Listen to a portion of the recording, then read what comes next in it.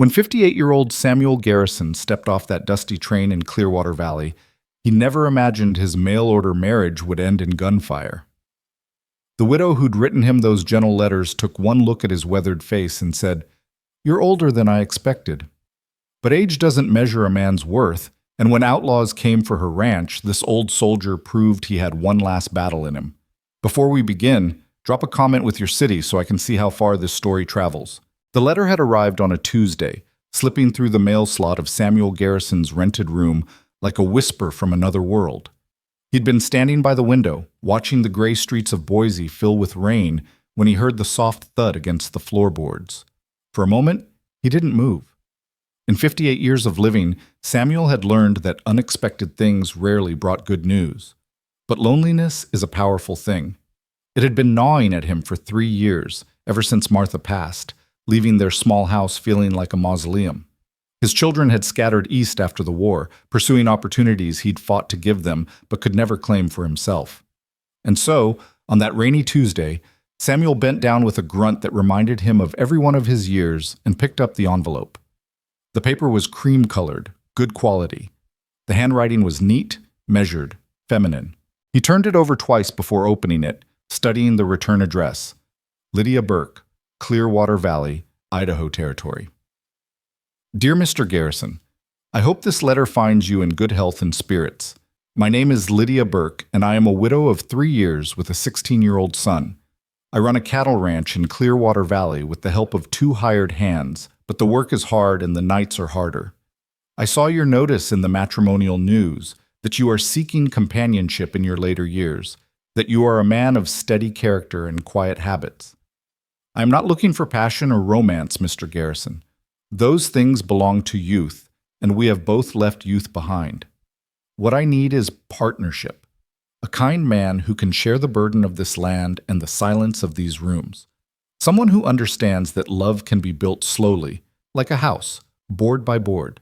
If this interests you, please write back. Tell me about yourself. Not the parts that sound impressive, but the true parts. I've had enough of pretense to last a lifetime. Respectfully, Lydia Burke. Samuel read it 3 times that evening, each time finding something new to consider. The honesty appealed to him. No flowery promises, no desperate pleas, just a straightforward proposition from someone who seemed as tired of being alone as he was. He wrote back that same night, his hand cramping around the pen as he struggled to put 20 years of solitude into words. He told her about Martha, about the consumption that had taken her so slowly he'd watched her fade like a photograph left in the sun. He told her about his children, James in Philadelphia, working for a law firm, and Catherine in New York, married to a banker. He told her about the war, though he kept the worst parts to himself. Some things didn't need to be shared in a letter to a stranger. What he didn't tell her, not directly, was how old he felt, how his knees ached when it rained, how his hands sometimes trembled when he tried to button his shirt, how he'd look in the mirror and wonder when his father's face had replaced his own. The correspondence continued through the winter, letters traveling back and forth across the Idaho Territory, each one revealing a little more. Lydia wrote about her late husband, a good man who died suddenly when a horse kicked him in the chest. She wrote about her son Thomas, who was growing wild without a father's guidance. She wrote about the ranch, 200 acres of stubborn land that demanded everything and gave back just enough to keep you hoping. Samuel wrote about his years as a Union soldier, though he spoke of brotherhood and duty rather than blood and horror. He wrote about his work as a carpenter, his hands that had once built furniture and homes now too stiff for fine detail. He wrote about his dreams of a quieter life, though he wondered if, at 58, he'd simply run out of ambition. By March, they'd reached an understanding. Lydia sent him train fare and a simple note. "If you're still willing, I'm ready. Come in April when the roads are clear." The decision should have been harder than it was. Samuel spent exactly 1 night debating with himself before packing his few belongings into a battered trunk. His landlady, Mrs. Henderson, had clucked her tongue when he told her, "A mail-order bride at your age, Samuel? Have you lost your senses?" "I think I'm trying to find them again," he'd replied. The train ride west took 4 days, each mile carrying him further from everything familiar. He'd fought in the war, buried a wife, raised children, and built half the furniture in Boise, But sitting in that rattling train car watching the landscape transform from city to wilderness, Samuel felt like a boy leaving home for the first time. The other passengers paid him little mind. A young couple honeymooning in the seats across from him, so wrapped up in each other they might as well have been alone in the world. A traveling salesman who slept most of the journey, his case of samples tucked under his seat. A stern-faced woman with two small children who spent the entire trip trying to keep them from wreaking havoc. Samuel watched the country roll past his window. Mountains gave way to high desert, then to rolling hills covered in sagebrush. He saw elk grazing in the distance, their antlers catching the morning light. He saw abandoned homesteads, their dreams crumbled into weathered wood. He saw a land that was still being born, still deciding what it wanted to become. At night, unable to sleep, he would pull out Lydia's letters and read them again by the dim coach light. He tried to form a picture of her from her words. Strong, certainly. Practical. Someone who'd learned to endure. But there were moments in her letters, brief glimpses, of something else. A comment about how the sunrise over the mountains made her forget her troubles. A mention of her son's laugh when they'd watched a new calf being born. Small windows into a woman who still believed life held beauty, even if it also held hardship. The train pulled into Clearwater Valley on a Wednesday afternoon, the sun already beginning its descent toward the jagged line of mountains to the west. Samuel gathered his trunk and his courage, stepping down onto the platform with the careful movements of a man who'd learned not to trust his body completely. The town was smaller than he'd imagined. A main street with a general store, a saloon, a bank, and a church. A handful of houses scattered around like seeds thrown by a careless hand. And there, standing beside a wagon at the edge of the platform, was a woman who could only be Lydia Burke. She was younger than he'd expected. Not young, probably in her early 40s, but younger than the mental picture he'd constructed from her letters. Her hair was dark brown with threads of gray, pulled back in a practical bun. She wore a simple dress of blue cotton, with a man's work jacket thrown over it against the spring chill. Her face was tanned from outdoor work, with lines around her eyes that spoke of squinting into sun and wind. But it was her eyes that caught him. They were clear, direct, assessing. The eyes of someone who'd learned to measure worth quickly and accurately. Samuel approached slowly, his trunk feeling heavier with each step. When he was a few feet away, he set it down and removed his hat. "Mrs. Burke?" She studied him for a long moment, and he could see the calculations happening behind those clear eyes.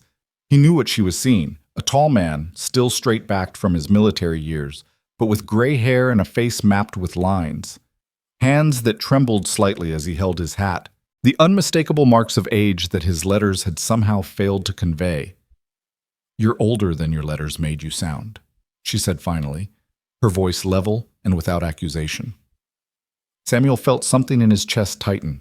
This was the moment. He could make excuses, could try to explain, could turn defensive, but he'd lived too long for games. "Ma'am," he said quietly, meeting her gaze directly, "the years have taken my strength, not my heart." For a moment, nothing moved. The wind rustled through the sagebrush beyond the platform. Somewhere a dog barked. The train hissed steam as it prepared to continue its journey west. Then Lydia's expression shifted, just slightly. Not a smile exactly, but a softening. "Well," she said, "I suppose we'll find out if that's enough." She turned to the wagon, gesturing for him to follow. "Put your trunk in the back. The ranch is an hour's ride." Samuel lifted his trunk, feeling his back protest, and settled it in the wagon bed. He climbed up onto the bench seat beside her, his joints creaking like old hinges. Lydia clicked her tongue, and the horse started forward without any more ceremony. They rode in silence for the first few minutes, the town falling away behind them. The road, barely more than a wagon track, wound through open country. The grass was just beginning to green up from the winter brown, and wildflowers dotted the hillsides in splashes of yellow and purple. "It's beautiful country," Samuel offered finally. "It is," Lydia agreed, "and it's hard. The winters are brutal, the summers are dry, the cattle get sick, the predators get bold, and the work never stops." She glanced at him sideways. "In your letters, you mentioned carpentry. Can you still swing a hammer?" "Not as well as I used to," he admitted, "but I can manage most repairs. I'm better with planning and problem solving than with heavy labor these days." "That's honest, at least." She guided the horse around a rough patch in the road. Thomas, my son, he's at that age where he thinks he knows everything and respects nothing. He wasn't thrilled about me sending for a husband, especially one who... She trailed off. One who could be his grandfather, Samuel finished for her. I wasn't going to put it that bluntly. I'm too old for gentle phrasing, Mrs. Burke. Say what needs saying. She smiled at that, a real smile that changed her whole face. All right then. Yes. Thomas thinks I've lost my mind bringing an old man to the ranch. He thinks you'll be useless, that you'll slow us down, that this is some romantic foolishness on my part. And what do you think? Lydia was quiet for a moment, considering. I think age is just one measure of a person. I think my late husband was young and strong, and he still ended up dying and leaving me to run this place alone. I think youth doesn't guarantee anything except arrogance. She looked at him again.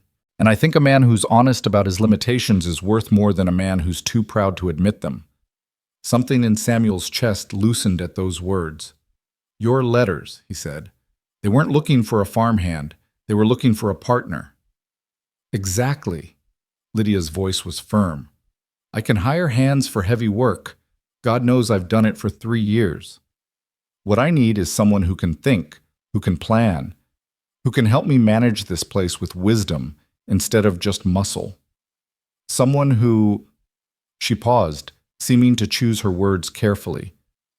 Someone who understands that building a life together is different from falling in love. Love might come later, or it might not, but partnership, that we can build deliberately. I understand that, Samuel said. I love my first wife. Martha and I grew up together, married young. That kind of love, the young kind, it's not something that comes twice, but respect, companionship, shared purpose. Those are different things. Those are choices you make. Good, Lydia nodded. Then we understand each other. The ranch came into view as they crested a hill. Samuel's first impression was of competence. Everything was weathered but well maintained. The main house was a solid 2-story structure with a wide porch. The barn stood square and straight, recently painted. Corrals held a dozen horses, and beyond them, cattle dotted the hills in small groups. But he also saw the things that needed doing. A section of fence leaning at an angle. Shutters on the house that hung crooked. A pile of lumber near the barn that looked like the remains of some abandoned project. A teenage boy emerged from the barn as they pulled up. He was tall and rangy, with his mother's dark hair and a permanent scowl carved into his young face. He looked at Samuel with barely concealed contempt. So this is him, Thomas said. It wasn't a question. Thomas, Lydia said sharply, help Mr. Garrison with his trunk. He can't manage it himself? The boy's voice dripped with sarcasm. Samuel climbed down from the wagon carefully, feeling every one of his 58 years in his stiff legs. I can manage, he said quietly, but I appreciate any help offered. Thomas stared at him for a long moment, then grabbed the trunk and hauled it out of the wagon with deliberate roughness, letting it thud into the dirt. Welcome to paradise, Grandpa. That's enough, Lydia snapped. But Thomas was already walking away, his shoulders stiff with teenage defiance. Samuel bent to pick up his trunk, and Lydia touched his arm. Leave it. One of the hands will bring it in. Come inside. I'll show you where you'll be staying. The house was clean and simply furnished. Practical, like everything else about Lydia. She led him upstairs to a small bedroom at the back. This was my husband's room, she said, not looking at him. After he died, I moved to the front bedroom. I thought it would be easier to have separate rooms at first, until we know each other better. That's sensible, Samuel agreed, though he could see the vulnerability behind her practical words. This was strange for both of them. Supper's at 6, Lydia said. We eat in the kitchen. There's a wash basin downstairs. She paused at the door. Samuel, Mr. Garrison, I want you to know I'm glad you came. Despite Thomas's attitude, despite the challenges, I think we can make this work. So do I, Mrs. Burke. Lydia, she corrected. If we're going to be partners, you should call me Lydia. Then I'm Samuel. She smiled at that, then left him alone with his trunk and his thoughts. Samuel sat on the bed, a good firm mattress, recently aired, and looked around the room. A simple dresser, a washstand with a chipped basin, a window that looked out over the corrals. A man's room, stripped of personality. He wondered what Lydia's late husband had been like. Young, strong, probably full of dreams about building an empire out here in the wilderness. And now Samuel had stepped into his place. An old soldier with aching joints and trembling hands, trying to prove that experience could substitute for youth. That night at supper, the tension around the table was thick enough to cut. Lydia had prepared a simple meal: beef stew, cornbread, coffee, strong enough to strip paint. Two ranch hands joined them, weathered men in their 30s who nodded at Samuel but said little. Thomas sat at the far end, pushing food around his plate and radiating hostility. "Samuel," Lydia said, breaking the silence, "I thought tomorrow I could show you around the property, give you a sense of what needs doing." "I'd like that." "We've got a fence line that needs repairing before we move the cattle to the upper pasture," one of the hands offered. His name was Jack, and he seemed more accepting than Thomas. "Could use another pair of hands if you're willing." "I'm willing," Samuel said, "though I should warn you, I'm better with tools than with ropes. My rodeo days are long behind me." Jack grinned at that. "Mine too, and I'm half your age. We'll manage." Thomas snorted. "What good's a rancher who can't rope?" "Thomas?" Lydia's voice cracked like a whip. "What?" "It's a fair question." The boy's eyes were challenging. "We don't need another mouth to feed, Ma. We need workers." Samuel set down his fork carefully. He could feel all eyes on him, measuring his response. This was a test, not just from Thomas, but from everyone at the table. Would he defend himself? Would he back down? Would he try to assert dominance over a teenage boy? "You're right," Samuel said calmly. "A ranch does need workers. And I'm not the worker I was 30 years ago. But I've noticed some things today that need attention. That fence near the barn, it's leaning because the posts are rotting at the base. Replacing them will last longer than just propping them up again. The shed roof is losing shingles on the northwest corner, right where the wind hits hardest during storms. And that pile of lumber by the barn looks like it's been sitting there long enough to start warping." He took a sip of coffee, meeting Thomas's glare steadily. "I can't rope like a young man, but I can think like an old one. And sometimes that's worth more." The table was silent. Then Jack let out a low chuckle. "He's got you there, Thomas. That shed's been leaking for 2 months." Even Lydia was looking at Samuel with something like respect. "How did you notice all that in the hour you've been here?" "Old habit," Samuel said. "In the army, you learn to assess a camp quickly. What's strong, what's weak, what needs attention before it becomes a crisis. I guess I never stopped looking at things that way." The conversation moved on, but Samuel could feel a shift in the room. Not acceptance exactly, but a slight easing of the tension. Everyone except Thomas, who finished his meal in silence and left without being excused. Later, as Samuel lay in his narrow bed listening to the unfamiliar sounds of the ranch settling for the night, he wondered if he'd made a terrible mistake. He was too old for this, too worn out for starting over, too tired for proving himself to hostile teenagers and skeptical ranch hands. But then he remembered Lydia's face when she'd said she was glad he'd come. He remembered the way her letters had felt like a lifeline during those long winter months. He remembered that the alternative was his rented room in Boise, watching the rain and waiting for nothing. He'd spent years believing his useful life was over. Maybe, just maybe, he'd been wrong. The days began to find their rhythm. Samuel woke at dawn, easier now than it had been in years, as if the ranch demanded it. He'd dress slowly, his joints protesting the early hour, then make his way downstairs where Lydia already had coffee brewing. Those early morning hours became theirs. Thomas slept late when he could, and the hands didn't arrive until full light. So Samuel and Lydia would sit at the kitchen table, drinking coffee and discussing the day's work. She'd tell him what needed doing, and he'd offer suggestions based on his carpenter's eye and his soldier's strategic thinking. "The water trough in the far pasture needs work," Lydia said one morning. "It's been leaking for weeks." Samuel had walked past it the day before. "The wood's rotted. We could patch it, but it'll just fail again. Better to rebuild it properly." "That's a 2-day job, at least." "3, the way I work these days," Samuel admitted. "But it'll last 10 years instead of 10 months. Lydia nodded, making a note. These conversations felt like building something together, brick by brick. Not love, Neither of them was naive enough to think that happened on command, but something solid nonetheless. The work was hard. Samuel felt his age in every hammer swing, every fence post dug, every board carried.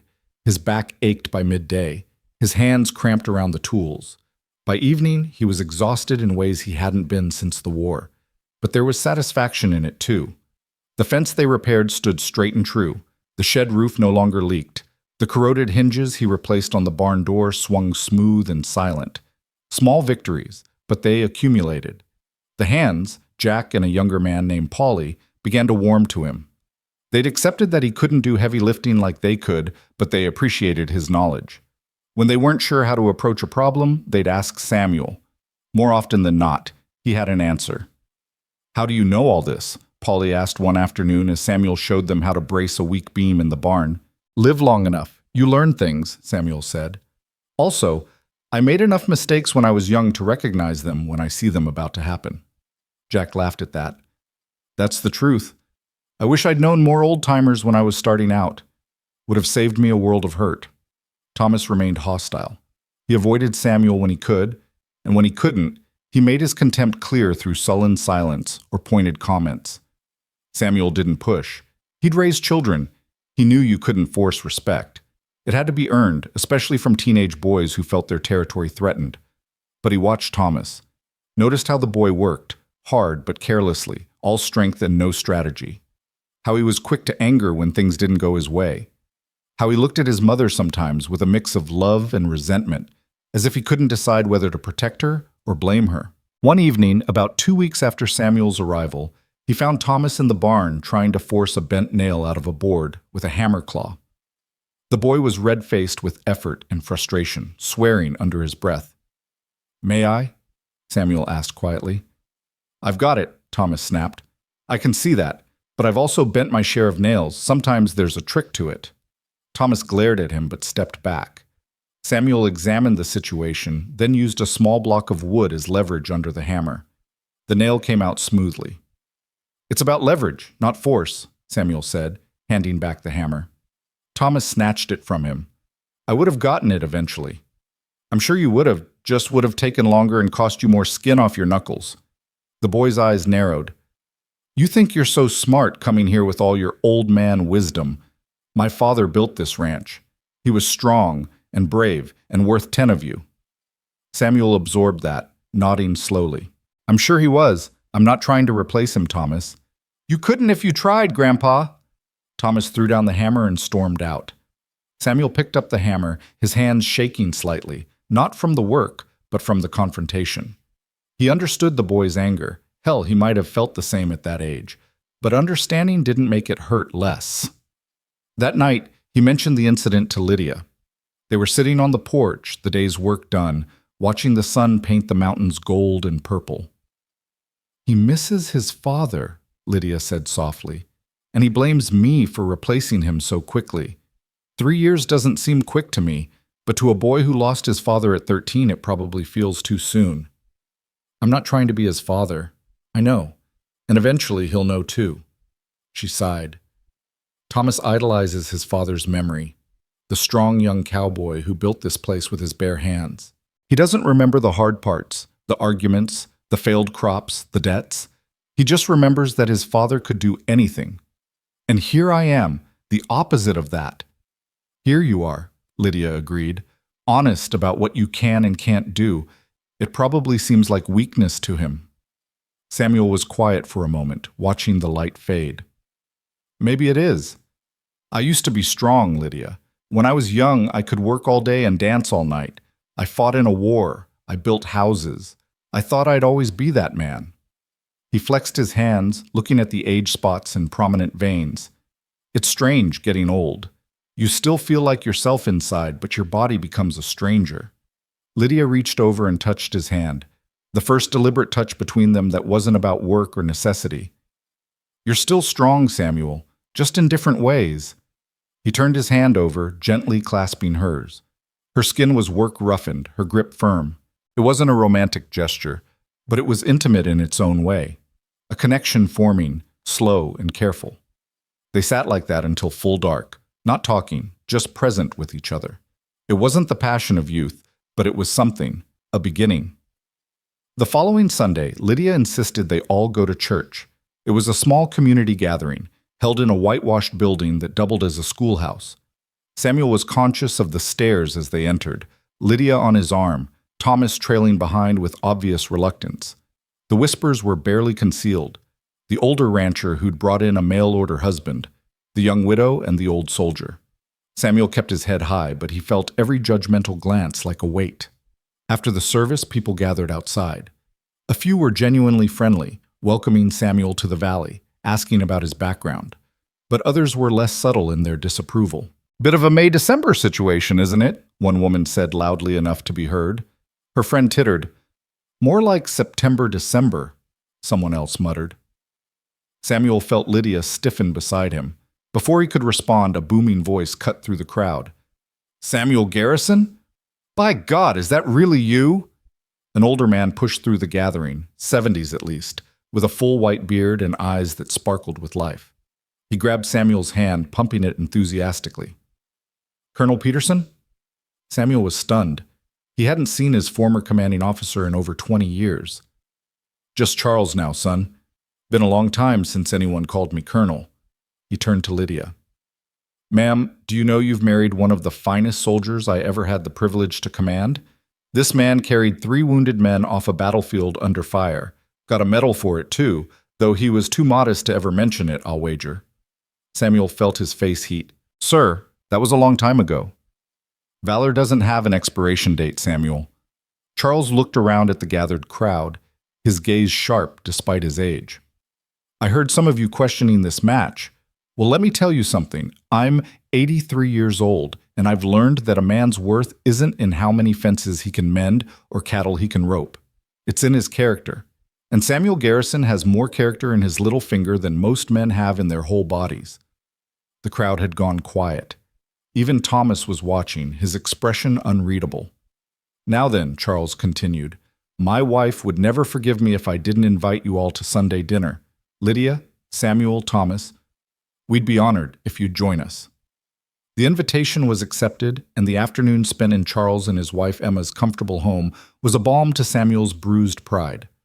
Charles regaled them with war stories, most of which painted Samuel in a far more heroic light than he remembered deserving. "Is that true?" Thomas asked at one point, his hostility briefly forgotten in curiosity. "Did you really carry 3 men off the battlefield?" Samuel shifted uncomfortably. "The war was chaos, Thomas. People did what needed doing. I wasn't special." "He's being modest," Charles said. 2 of those men were twice his size. He made 3 trips through cannon fire to get them to safety. The 3rd time he took shrapnel in his leg. Still has it, I'd wager. "Can't afford to have it removed," Samuel admitted. "It aches when it rains, but otherwise I've learned to live with it." Thomas was quiet after that, but Samuel caught him looking thoughtful several times during the ride home. That night, as Samuel was preparing for bed, there was a soft knock on his door. He opened it to find Thomas standing there, looking uncomfortable. "Can I ask you something?" the boy said. "Of course." "Why did you come here? I mean, really. You could have stayed in Boise, found some widow your own age, lived out your years in comfort. Why take on a ranch and a kid who doesn't want you here?" Samuel considered the question carefully. "Because comfort isn't the same as living, Thomas. After Martha died, I spent 3 years in that room, watching life happen outside my window. I was safe, and I was dying by inches." He sat on the edge of his bed, gesturing for Thomas to take the chair. "Your mother's letters offered something I'd forgotten existed: purpose, partnership, a reason to wake up that wasn't just habit."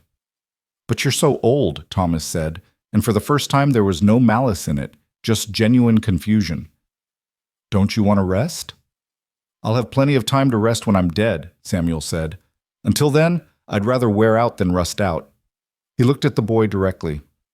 "I'm not trying to be your father, Thomas, but I'm trying to be a good partner to your mother. That means being here, doing what I can, for however long I can."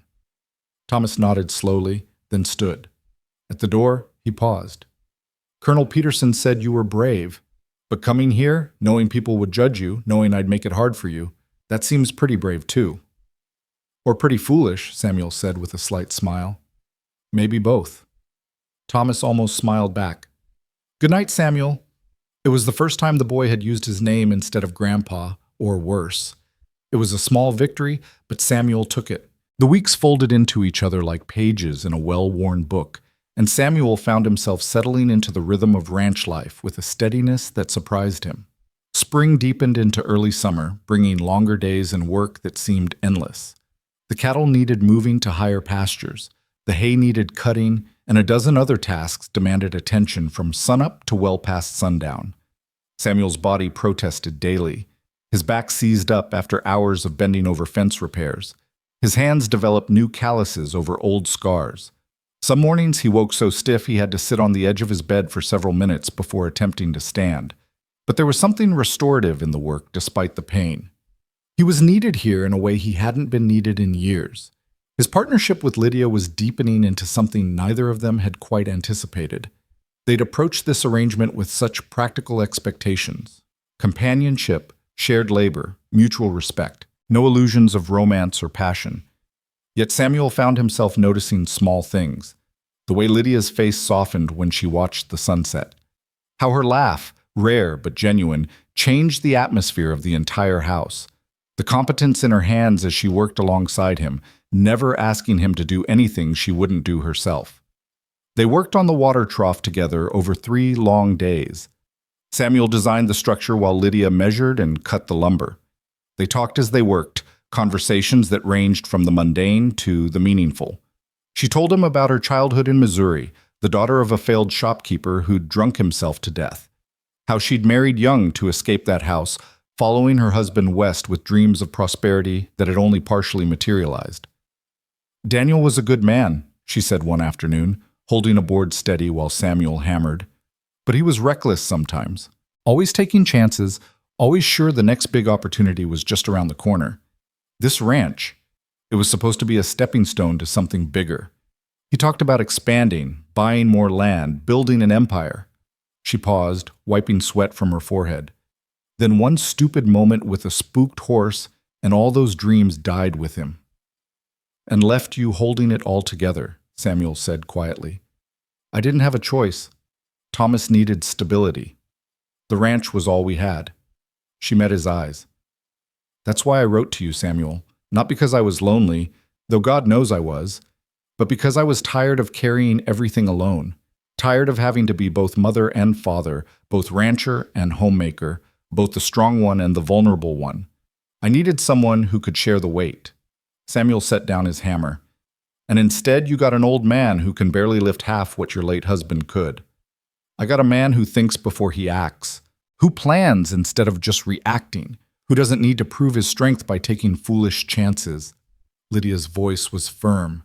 Daniel's recklessness killed him, Samuel. Left his son without a father and his wife with a ranch she barely knew how to run. You might be older, you might be slower, but you're steady, and steady lasts longer than flash. The conversation stayed with Samuel as they finished the trough. When they were done, it stood solid and true, built to endure. Much like what they were building together, he thought. Not exciting or passionate, but reliable. Built to last. Thomas's attitude had shifted from outright hostility to wary acceptance.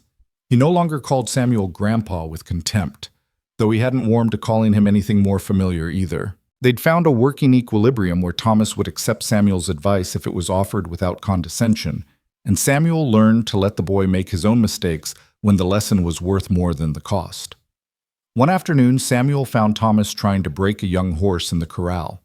The gelding was spirited but not mean, and Thomas was approaching it all wrong, all aggression and dominance, trying to force submission rather than earn cooperation. Samuel leaned against the fence, watching silently. After the third time Thomas got bucked off into the dirt, the boy stormed over, breathing hard. You got something to say, old man? Only if you want to hear it. Thomas glared at him, then at the horse, then back. Fine. What am I doing wrong? You're fighting him. Horse doesn't understand what you want because you're just showing him what you don't want, which is him throwing you. Samuel climbed through the fence slowly, his movements deliberate. May I? Thomas stepped back, arms crossed defensively. Samuel approached the horse with none of Thomas's aggressive energy. He moved slowly, letting the animal see him, giving it time to adjust to his presence. When he was close enough, he just stood there, not reaching out, not demanding anything, just being present. "What are you doing?" Thomas asked impatiently. "Waiting, letting him decide I'm not a threat." After a long moment, the horse took a step toward Samuel, nostrils flaring as it investigated this strange old man who didn't push or pull or demand. Samuel still didn't reach out. Patience, Thomas. That's the first thing. Young horses are like young men. They need to feel like any partnership is their idea. Gradually, so slowly Thomas fidgeted with impatience, Samuel extended his hand. The horse sniffed it, then allowed Samuel to stroke its nose. Several more minutes passed before Samuel attempted anything more, running his hand along the horse's neck, then its withers, speaking softly the whole time. "Now, I'm too old to ride him," Samuel admitted, stepping back. "My body wouldn't survive being thrown even once. But you try again. Only this time, remember, he's not your enemy. He's just young and confused and testing boundaries, like someone else I could mention." Thomas's ears reddened, but he approached the horse differently this time.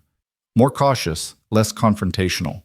It still took 3 more attempts before he managed to stay mounted for more than a few seconds, but each time was progress. When he finally rode the gelding around the corral in a complete circuit, his whoop of triumph echoed across the ranch. "You did it," Samuel said when Thomas dismounted, grinning despite himself. "We did it," Thomas corrected, and the word "we" hung between them like a bridge finally completed. The boy hesitated, then added, "Thanks for not making me feel stupid. We all learn, Thomas. The difference between wisdom and youth isn't that older folks know everything. It's that we've had time to make more mistakes and remember the lessons." That evening at supper, Thomas actually engaged in conversation for the first time since Samuel's arrival. He talked about the horse, about his plans for training it, asking Samuel's opinion on techniques. Across the table, Samuel caught Lydia's eye. She smiled, and in that smile was relief and gratitude and something else he was afraid to name. Jack and Polly had fully accepted Samuel's presence by now. They'd come to rely on his strategic thinking and problem-solving abilities. When a section of the barn roof needed replacing, it was Samuel who figured out how to do it with the materials they had on hand rather than waiting weeks for supplies to arrive from town. When the irrigation ditch kept washing out, Samuel designed a simple but effective system of stones and lumber that redirected the water flow without constant maintenance. "You're like having an engineer on the payroll," Jack said one day, shaking his head in admiration at Samuel's solution to a stubborn gate that kept binding. "Where'd you learn all this?" "War, mostly," Samuel admitted. "Army engineers taught us how to build bridges, fortifications, supply depots, all with whatever materials we could scrounge. Then years of carpentry taught me to see how things fit together, how weight and stress work. After that, it's just applying what you know to what you've got." Polly, who was barely 20 and eager to learn, started following Samuel around like a puppy. "Teach me," he'd say. "I want to know how to think like you do." Samuel found himself sharing knowledge he'd accumulated over decades, not just techniques, but ways of approaching problems. How to assess a situation before acting. How to measure twice and cut once. How to recognize when a quick fix would cost more in the long run than doing it right the first time. "My pa never taught me nothing," Polly confided one afternoon as they worked together replacing rotted boards in the chicken coop. "He was a drunk who couldn't keep his own life together, let alone teach me anything useful. Everything I know, I learned by screwing up." "That's how most of us learn," Samuel said. "The trick is to learn from others' mistakes when you can, so you don't have to make them all yourself. I'm happy to share my failures if it saves you some pain." The younger man grinned. "You got a lot of failures to share?" "Son, I've got 58 years worth. We'll be here a while." But not everything was progress and growing bonds. The town remained skeptical of Samuel and Lydia's arrangement. Whispers followed them whenever they went into Clearwater Valley for supplies. Samuel heard the comments, sometimes meant to be overheard, sometimes not. Jokes about dirty old men and desperate widows. Speculation about what Lydia saw in someone so ancient. Betting on how long before Samuel's heart gave out and left her widowed again. He tried not to let it bother him. He'd faced actual bullets in the war. Gossip should have been nothing. But there was something insidious about the constant judgment, the way it crept under his skin and made him question himself. Was he being foolish? Was he really contributing enough to justify his presence? Was he just another burden Lydia had to carry? One particularly bad day, after overhearing two women in the general store loudly discussing the scandal of their May-December marriage, Samuel came home quiet and withdrawn. He went through the motions of the evening chores, but Lydia noticed immediately. "What happened in town?" she asked after supper, when Thomas and the hands had scattered to their own pursuits. "Nothing. Just talk." "Samuel." Her voice was gentle but firm. "I know that tone. What did they say?" He sighed, suddenly feeling every one of his years. "Does it matter? It's all the same. That I'm too old for you, that you're making a mistake, that I'm just using you for comfort in my declining years." He looked at his hands, age-spotted and trembling slightly from the day's work. "Maybe they're right." Lydia was quiet for a long moment.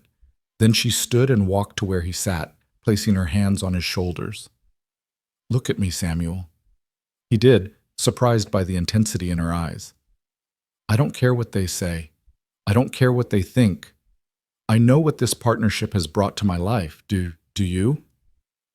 "I hope so," he said uncertainly. "Then let me tell you, in case you've forgotten." Her hands tightened on his shoulders. "Before you came, I was drowning, working from dawn to midnight, never catching up, never getting ahead. Thomas was running wild with no male guidance, and I couldn't reach him through his grief and anger. The ranch was surviving but not thriving because I could only react to crises, never plan ahead." She moved around to face him directly. "Since you arrived, we've repaired more in 2 months than we had in 2 years. You've taught Thomas patience and shown him that strength isn't just physical. You've helped Jack and Polly become better workers. And you've given me—" her voice caught slightly. "You've given me someone to share the burden with, someone to talk to at the end of the day. Someone who asks my opinion and values my thoughts. Someone who makes me feel less alone." Samuel felt something tight in his chest loosen. "I was afraid I was just taking up space, eating food I didn't quite earn." "You earn your keep a dozen times over, just not in the ways those gossiping fools understand." Lydia's expression softened. "We've both been alone too long, Samuel. We both know that kind of loneliness.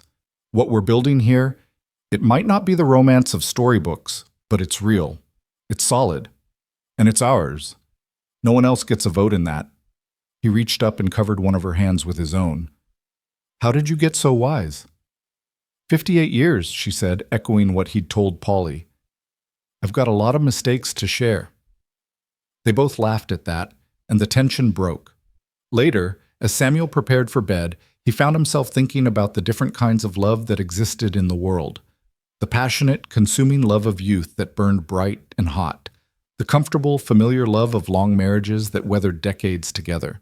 And this, whatever this was growing between him and Lydia, built on respect and necessity, yes, but deepening into genuine affection. Not passionate, perhaps, but profound in its own way. The summer heat intensified, bringing new challenges. The creek that supplied their irrigation was running low, threatening the hay crop they'd need to feed the cattle through the winter. Samuel spent several days surveying the upper reaches of their land, looking for solutions. His legs ached from the climbing, and his lungs burned from the thin mountain air, but he found what he was looking for, a spring on their northern boundary that could be diverted to supplement the creek. The project would require significant work and some clever engineering. Samuel spent his evenings sketching plans by lamplight, calculating angles and flow rates, making lists of materials needed.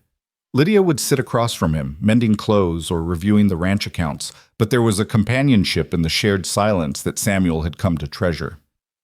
"This will work?" she asked one night, studying his drawings. "It should. The grade is right, and if we build the channels properly, gravity will do most of the work. It'll take time and effort, but it'll save the hay crop and give us better water security for years to come."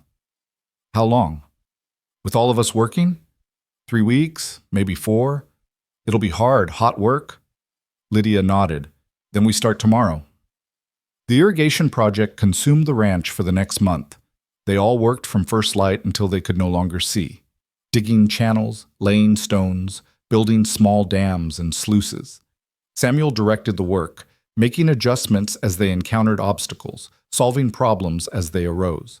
His body screamed protest daily, but there was satisfaction in seeing the plan become reality. Thomas threw himself into the work with surprising enthusiasm. Samuel realized the boy responded well to projects that had a clear goal and visible progress.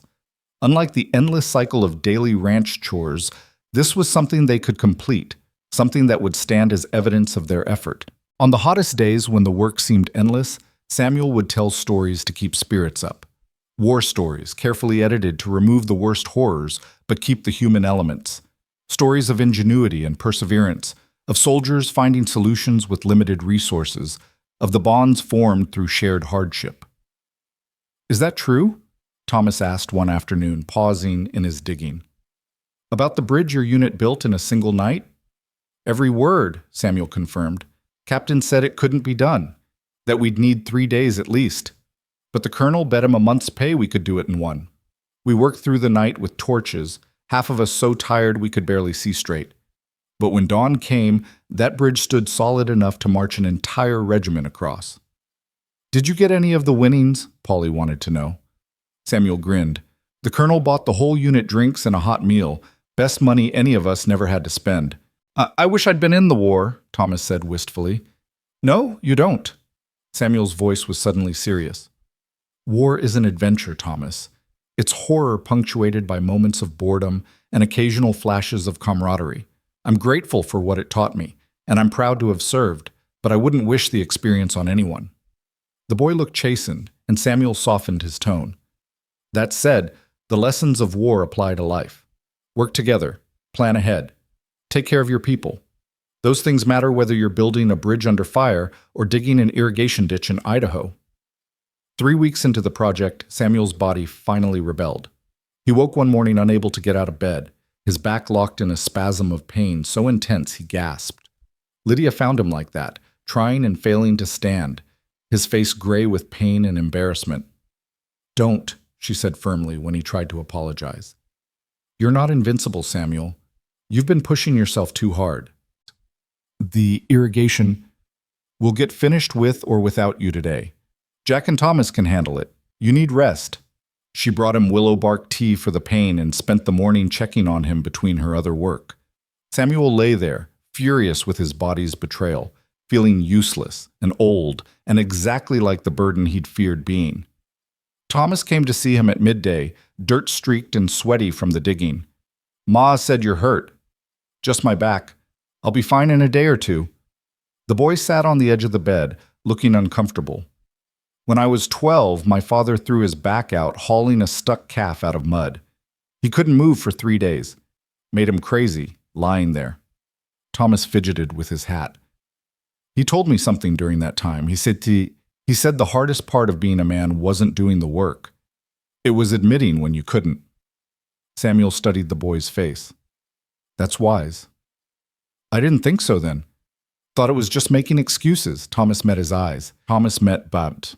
"But watching you these past months, working yourself into the ground, never complaining, just showing up every day, even though I can see it hurts. That takes a different kind of strength, the kind my father talked about. I'm sorry I can't help with the irrigation today." "You already did help. You planned it, designed it, taught us how to execute it. We're just following your blueprint." Thomas stood. "Rest, Samuel. We've got this."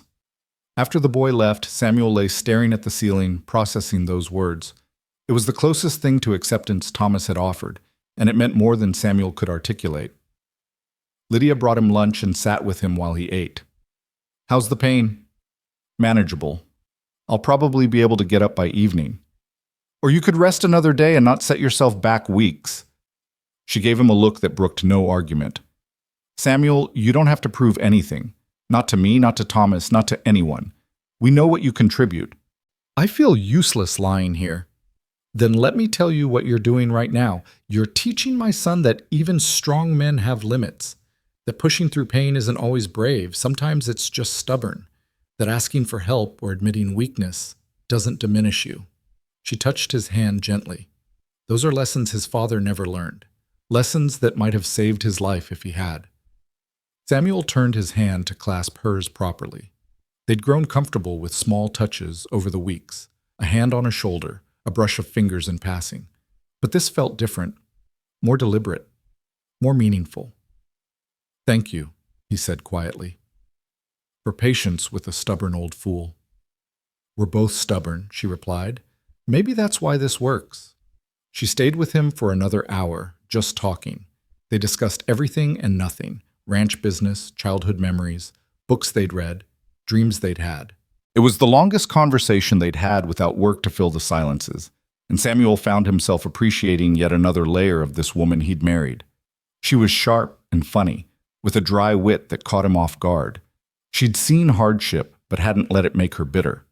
She carried scars but wore them like badges of survival, rather than marks of defeat. By the next morning, Samuel could move again, though carefully. He insisted on at least coming out to supervise the irrigation work, and Lydia wisely didn't fight him on it. He spent the day directing from a chair in the shade and found that his presence, even limited, seemed to boost everyone's spirits. "It's like having a general watching over us," Jack joked. "Makes us all work a little harder knowing you're there." "Or makes you all more aware of your mistakes," Samuel countered, but he was smiling. The irrigation project reached completion on a scorching afternoon in late July. They opened the diversion gate and watched as water began flowing through their carefully constructed channels, spreading out to the parched hayfields. It was one of the most satisfying moments of Samuel's life, seeing something he'd designed become reality, knowing it would benefit the ranch for years to come. That evening, Lydia insisted on celebrating. She made a special supper: chicken fried steak, mashed potatoes with gravy, fresh bread, and a dried apple pie that must have taken hours to prepare. They ate on the porch as the sun set, watching the water sparkle in their new irrigation channels. "To the engineer," Jack said, raising his coffee cup in toast. "To all of us," Samuel corrected. "Plans are worthless without people to execute them." "And to stubbornness," Lydia added, her eyes twinkling, "because nothing worthwhile gets done without it." They all drank to that. Later, after the hands had gone to the bunkhouse and Thomas had retired to his room, Samuel and Lydia sat together on the porch in the cooling dark. The night was alive with crickets and the distant call of an owl. Stars spread across the sky in a brilliant carpet that you never saw back in Boise with its gas lamps and smoke. "I've been thinking," Lydia said quietly, "about what we talked about that first day, about partnership and how love might come later or might not." Samuel's heart beat a little faster. "Yes? I think it's coming." Her voice was soft but certain. "Not the wild, reckless love of youth, but something steadier, deeper maybe. Is that strange?" "No." Samuel reached for her hand, finding it already reaching for his. "I've been feeling it too, like we're building something together that's becoming more than the sum of its parts." They sat in silence for a while, hands joined, watching the stars wheel overhead. Finally, Lydia stood, tugging his hand gently. "Come inside, Samuel. I think it's time we stopped keeping separate bedrooms." His breath caught. "Lydia, I'm not asking for passion or promises we can't keep," she interrupted gently. "I'm just tired of being alone. And I think you are too. Whatever we are to each other, whatever we're becoming, I want to figure it out together, properly together." Samuel stood slowly, his heart full of something he'd thought was lost to him forever. Not the desperate desire of youth, but something warmer and more precious. Companionship deepening into love. Partnership becoming something more. He followed her inside, into a future he was still building, one day at a time. The morning light filtered through different curtains now, falling across a bed that held two instead of one. Samuel woke slowly, aware of Lydia's warmth beside him, her breathing steady and peaceful. It had been 3 months since that July night when they'd stopped pretending that separate rooms made sense for what they were becoming to each other. 3 months of learning each other in new ways. The quiet intimacy of shared space, of morning conversations before the world demanded their attention, of falling asleep to the sound of another person's breathing. It wasn't the passion of youth. Samuel's body had long since given up on that particular form of enthusiasm. But there was something deeper here, something that satisfied in ways he'd forgotten were possible. Lydia fit against him like a well-worn glove, familiar and comfortable and right. They'd learned to laugh at the awkwardness of aging bodies, to find tenderness in patience rather than urgency. Some nights they simply held each other, and that was enough. More than enough. He slipped out of bed carefully, not wanting to wake her. His back still gave him trouble most mornings, but the pain had become a companion rather than an enemy. He dressed quietly and made his way downstairs, surprised to find Thomas already in the kitchen, brewing coffee. "Morning," the boy said, and Samuel still marveled at how much had changed in that simple greeting. No hostility, no resentment, just acknowledgement between two people who'd found a way to coexist. "You're up early." "Wanted to check on that mare before breakfast. She's close to foaling." Thomas poured 2 cups of coffee, handing one to Samuel without being asked. Small gestures like this had become routine, each one a tiny brick in the foundation they were building. They sat at the table together, watching the sun paint the mountains in shades of gold and rose. These quiet morning moments had become Samuel's favorite part of the day. Before the work started, before the heat and dust and endless demands, there was just this, coffee and companionship and the promise of another day to get things right. "Can I ask you something?" Thomas said after a while, his voice uncertain in a way that was rare now. "Always." "Do you ever regret coming here? Being honest now, do you ever wish you'd just stayed in Boise, lived out your years in peace?" Samuel considered the question carefully. Thomas deserved honesty, not platitudes. "There are mornings when my back seizes up and I can barely move, when every joint aches and I feel every one of my years, when I think about that quiet room in Boise and how much easier that life was. But regret?" He shook his head. "No, because easy isn't the same as good, and peace isn't the same as purpose. Even with how hard I made it for you at first? Especially because of that." Samuel smiled. "You tested me, Thomas. Made me prove I belonged here. That was fair. I was a stranger coming into your home trying to fill a space left by your father. You had every right to make me earn my place." Thomas stared into his coffee. "I was awful to you. You were protecting your mother and your father's memory. That's not awful, that's loyalty. It just needed redirecting once you understood I wasn't trying to replace anyone." The sound of footsteps on the stairs announced Lydia's arrival. She entered the kitchen already dressed for work, her hair braided back, looking between the two of them with a knowing smile. "Am I interrupting something?" "Just coffee and conversation," Samuel said, but he caught her eye and saw understanding there. She knew these morning talks between him and Thomas were important, that something was being built between them that couldn't be rushed. Breakfast was a comfortable affair now. Jack and Polly arrived just as Lydia was pulling biscuits from the oven, and they all sat together to eat and discuss the day's work. The ranch had found its rhythm, with everyone knowing their roles and how they fit together. Samuel had learned to accept his limitations without feeling diminished by them. He planned and supervised more than he participated in heavy labor, but everyone understood his contribution was no less valuable for that. "I was thinking about the winter preparations," Samuel said as they finished eating. "We should reinforce the barn roof before the first snow. And we need to check all the water troughs. Any cracks now will split completely when the temperature drops." "Already?" Polly groaned. "It's barely August." "Winter comes fast in the mountains," Lydia reminded him. "Samuel's right. We start now, or we pay for it later." This had become their pattern. Samuel would identify what needed doing, break projects into manageable tasks, and delegate according to each person's strengths. Thomas had the youth and energy for physical labor. Jack had experience with horses and cattle. Polly was still learning but eager, and Samuel provided the strategic thinking that kept them working efficiently rather than just working hard. The morning passed in steady labor. Samuel spent it examining the barn roof, making notes about which sections needed attention, calculating materials. His body might not be able to do the climbing and hammering anymore, but his mind was as sharp as ever. Maybe sharper, actually, honed by decades of problem-solving and stripped of the arrogance that made young men think they knew everything. He was so focused on his measurements that he didn't hear the approaching horses until they were nearly at the barn. 3 riders, moving fast. Samuel's military instincts kicked in immediately. Something about their approach set off alarms. Too fast, too purposeful. This wasn't a social call. "Lydia," he called, his voice carrying the urgency he felt. She emerged from the house, Thomas right behind her. The riders pulled up in a cloud of dust. Samuel recognized 2 of them. The Sutton brothers, neighbors from the next valley over, hard men with a reputation for being quick to anger and slow to forget grudges. The third man was a stranger, but he had the look of someone who solved problems with his fists. "Mrs. Burke," the older Sutton brother said, touching his hat brim with exaggerated courtesy.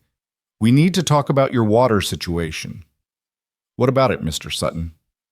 "That irrigation system you built this summer. It's pulling water from the spring on your northern boundary."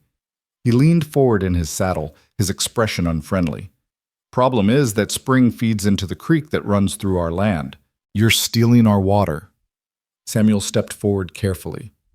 "The spring is entirely on Mrs. Burke's property. We surveyed carefully to make sure of that." Sutton's eyes flicked to him with contempt. "Nobody asked you, old man. This is between ranchers, not—" He waved a dismissive hand. "Whatever you are." "He's my husband," Lydia said sharply, "and he's right. That spring is on our land. We have every legal right to use it." "Legal?" The younger Sutton brother laughed harshly. "We don't care much about legal out here, ma'am. We care about what's right. That water's been feeding our cattle for 20 years. Your fancy husband comes along and decides to redirect it, and suddenly our stock is going thirsty."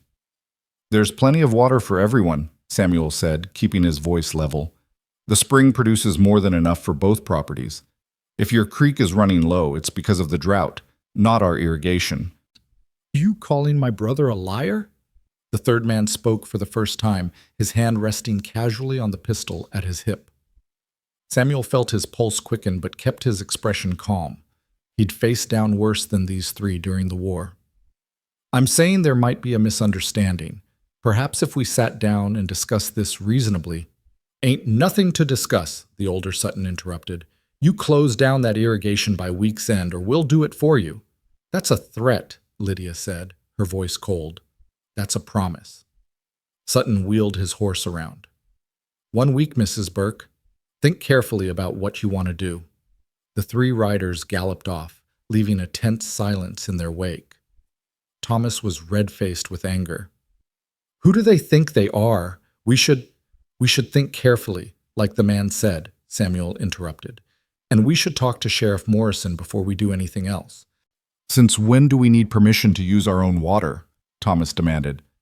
"We don't need permission. We need protection under the law." Samuel looked at Lydia.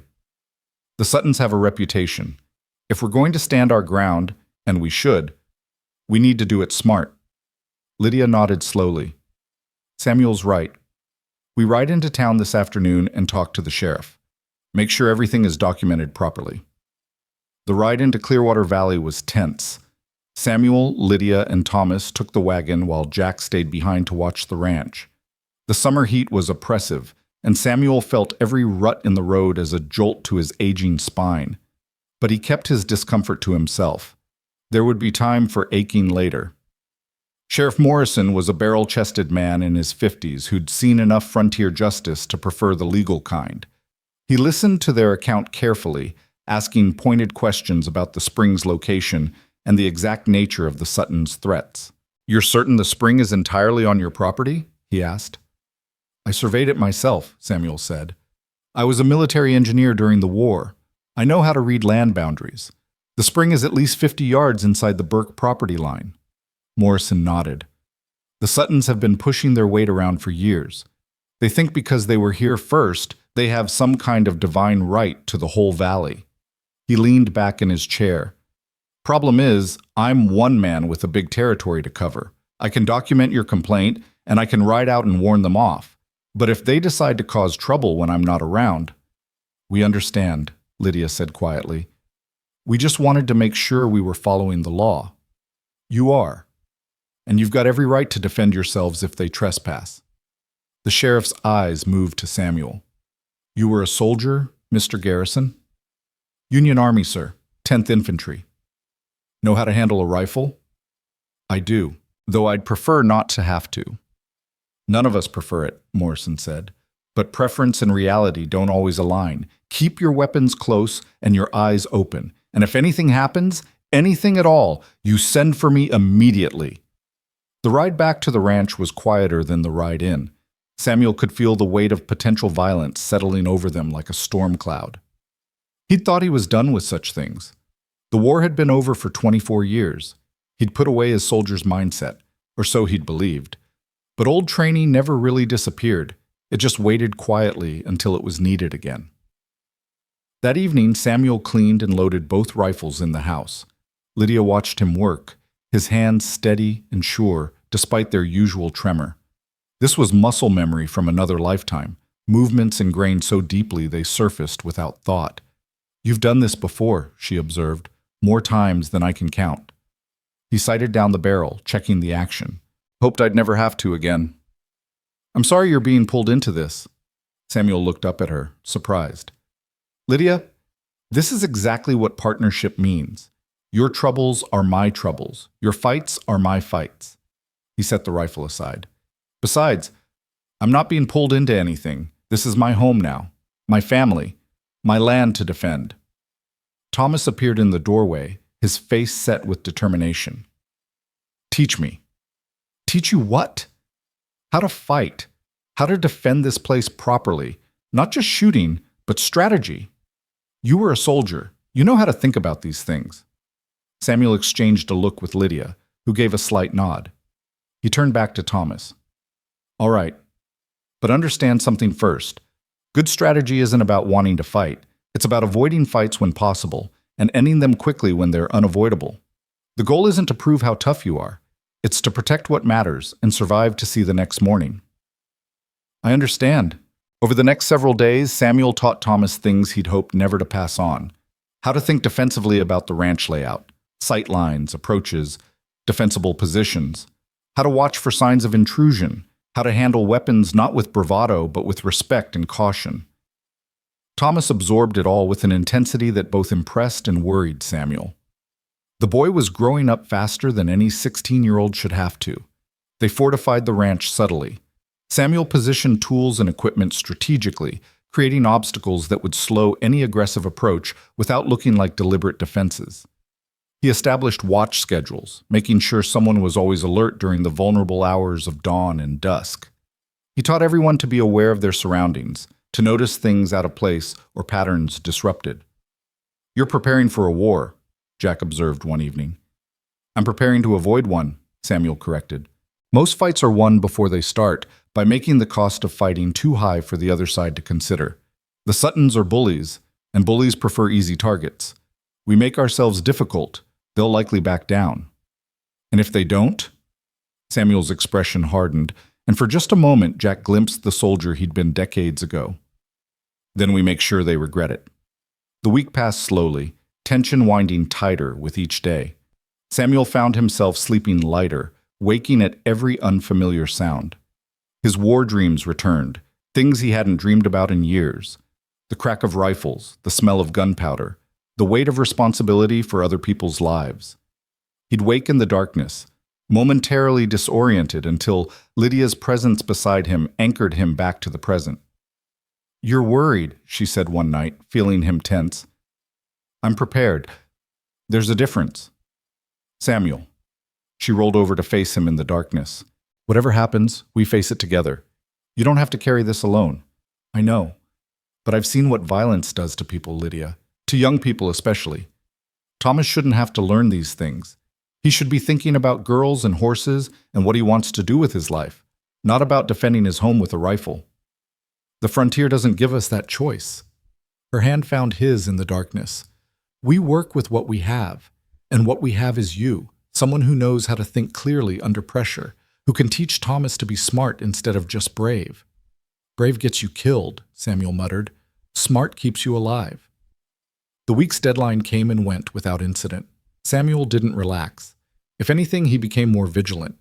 In his experience, threats that went quiet were often more dangerous than threats that remained loud. The Suttons were planning something. He could feel it. He was right. It happened 3 nights later, when the moon was dark and the world was reduced to shadow and starlight. Samuel woke to a sound that didn't belong, the creak of a fence board under weight, the soft jingle of a bridle. Years of military training brought him fully alert in seconds. "Lydia," he whispered urgently, "wake the house." Quietly. She was up immediately, understanding from his tone that this wasn't a drill. While she woke Thomas, Samuel grabbed the rifle from beside the bed and moved to the window. His eyes, adjusted to the darkness, picked out shapes moving near the barn. 3 men, maybe 4.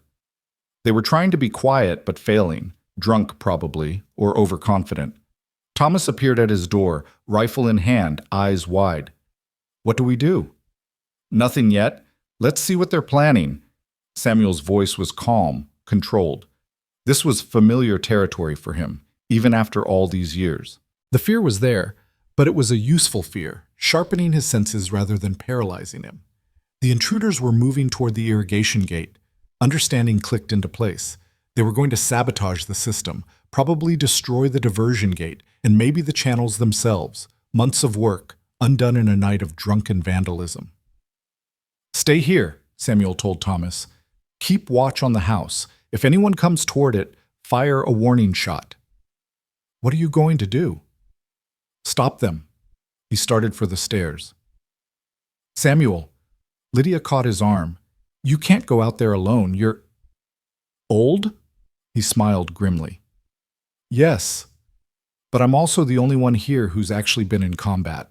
Trust me." He moved through the dark house with surprising quiet for a man his age. Years fell away as old instincts took over. He wasn't Samuel Garrison, aging rancher. He was Corporal Garrison again, moving through hostile territory with lives depending on his choices. He slipped out the kitchen door and into the night. The men at the irrigation gate were arguing in loud whispers, clearly drunk. Samuel could smell the whiskey from 20 feet away. He moved closer, using the darkness and their own noise to mask his approach. "Just smash the damn thing," one voice insisted. The younger Sutton brother. "We should burn it. Send a message." That was the hired man they'd brought last time. "Both of you shut up," the older Sutton hissed. "We wreck the gate. We leave. You leave now," Samuel's voice cut through the darkness, "or you stay permanently." The 3 men spun around, stumbling in their drunken surprise. Samuel stood 15 feet away, rifle leveled, his silhouette dark against the star-filled sky. "The old man," someone sneered. "You planning to shoot us, Grandpa?" "Only if you make me," Samuel's voice was steady. "But understand something. I fought in the war. I've killed men before, and I can do it again if I have to. The question is whether you want to die tonight over a water dispute." "There's 3 of us and 1 of you," the hired man said, his hand moving toward his pistol. "There's 1 of me who's sober and knows what he's doing, and 3 of you who are drunk and stupid." Samuel's rifle didn't waver. "But if you want to test those odds, go ahead and draw. The first one who reaches for a weapon gets a bullet. I was shooting expert in the Army, and my hands might shake when I'm pouring coffee, but they're steady as stone when I'm aiming." A tense silence stretched out. In the distance, Samuel heard the house door open. Thomas and Jack, no doubt, coming to back him up. The odds were shifting, and everyone knew it. "This isn't over," the older Sutton finally said. "Yes, it is." Samuel took a step forward, and his voice hardened into something that made even drunk men recognize danger. "You come on this property again. You threaten my family again. And sheriff or no sheriff, I will end you. I'm too old to waste time on warnings. Touch anything on this ranch, and I put you in the ground. Am I clear?" Something in his tone, the absolute certainty of someone who'd followed through on such promises before, finally penetrated their whiskey-clouded judgment. The 3 men backed toward their horses, trying to maintain some dignity in their retreat. "You'll regret this," the hired man muttered. "I've got 58 years of regrets," Samuel replied. "What's 1 more? Now get off my land." They mounted and rode off, their horses' hooves thundering into the night. Only when the sound had faded completely did Samuel lower his rifle. His hands were shaking now, not from fear, but from the adrenaline draining out of his system. He felt suddenly exhausted, every one of his years pressing down on him like a physical weight. Thomas and Jack reached him, both armed, both ready to fight. "Are you all right?" Thomas asked, his voice tight with concern. "Fine. They were drunk and stupid, more bark than bite." Samuel started walking back to the house, his legs suddenly unsteady. "But we need to keep watch tonight. They might come back when they're angry instead of drunk." Lydia met them at the door, her face pale. "I heard everything. Samuel, you could have been killed." "Could have. Wasn't." He set the rifle down carefully, then sat heavily at the kitchen table. His hands were trembling badly now, the aftermath of fear and exertion. But we need to contact Sheriff Morrison first thing in the morning. This was trespassing and attempted destruction of property. Time to make it official. You were so calm out there, Thomas said, staring at him with something like awe. Like you did this every day. There was a time I did, Samuel admitted. Long time ago. Different war. He looked at the boys seriously. But understand, Thomas, I wasn't brave out there. I was terrified. The difference is, I've had enough years to learn that being scared and being effective aren't mutually exclusive. Fear keeps you sharp if you don't let it control you.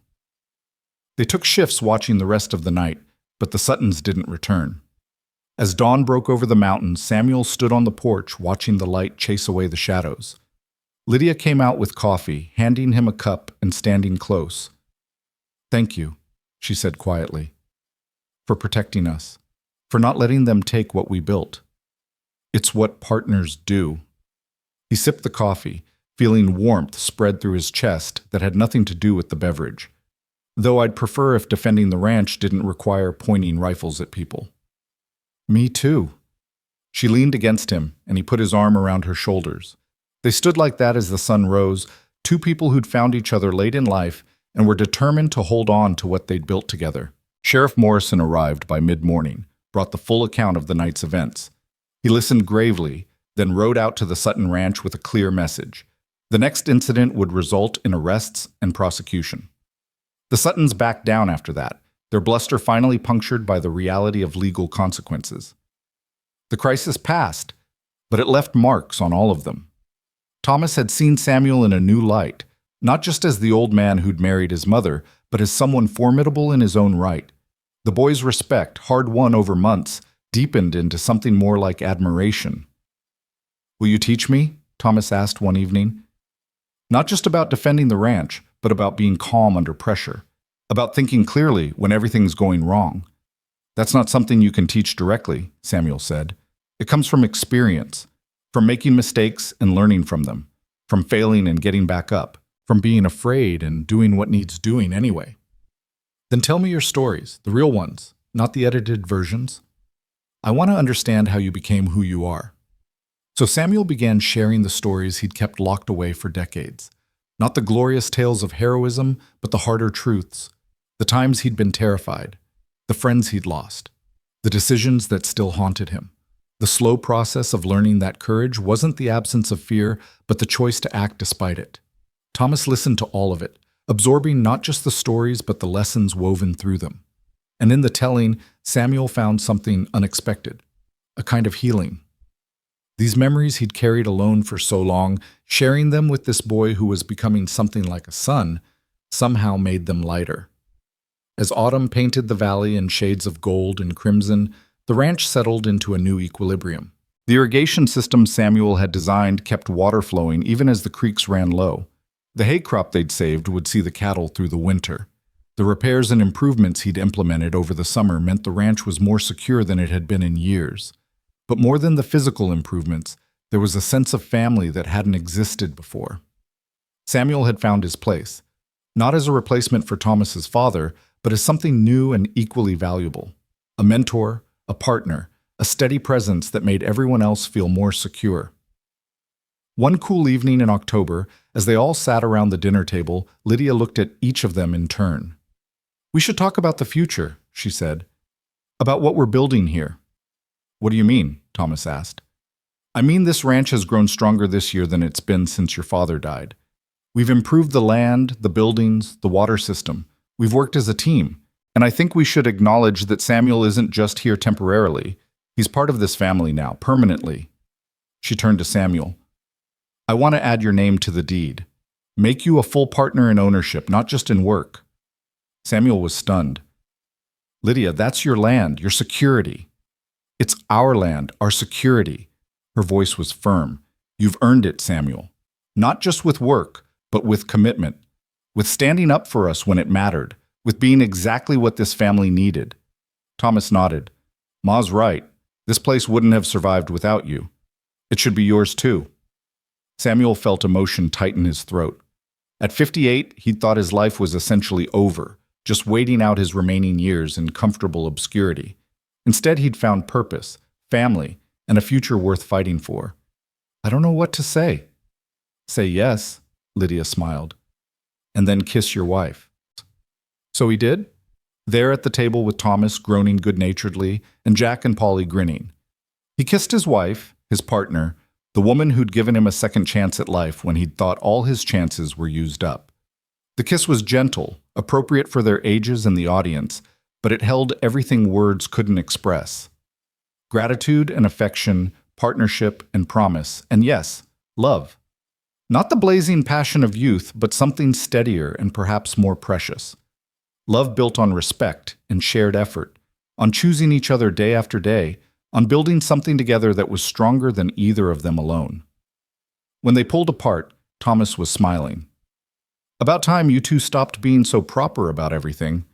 We're old, Samuel protested, but he was grinning. We're supposed to be proper. You're not that old, Lydia corrected, and proper is overrated.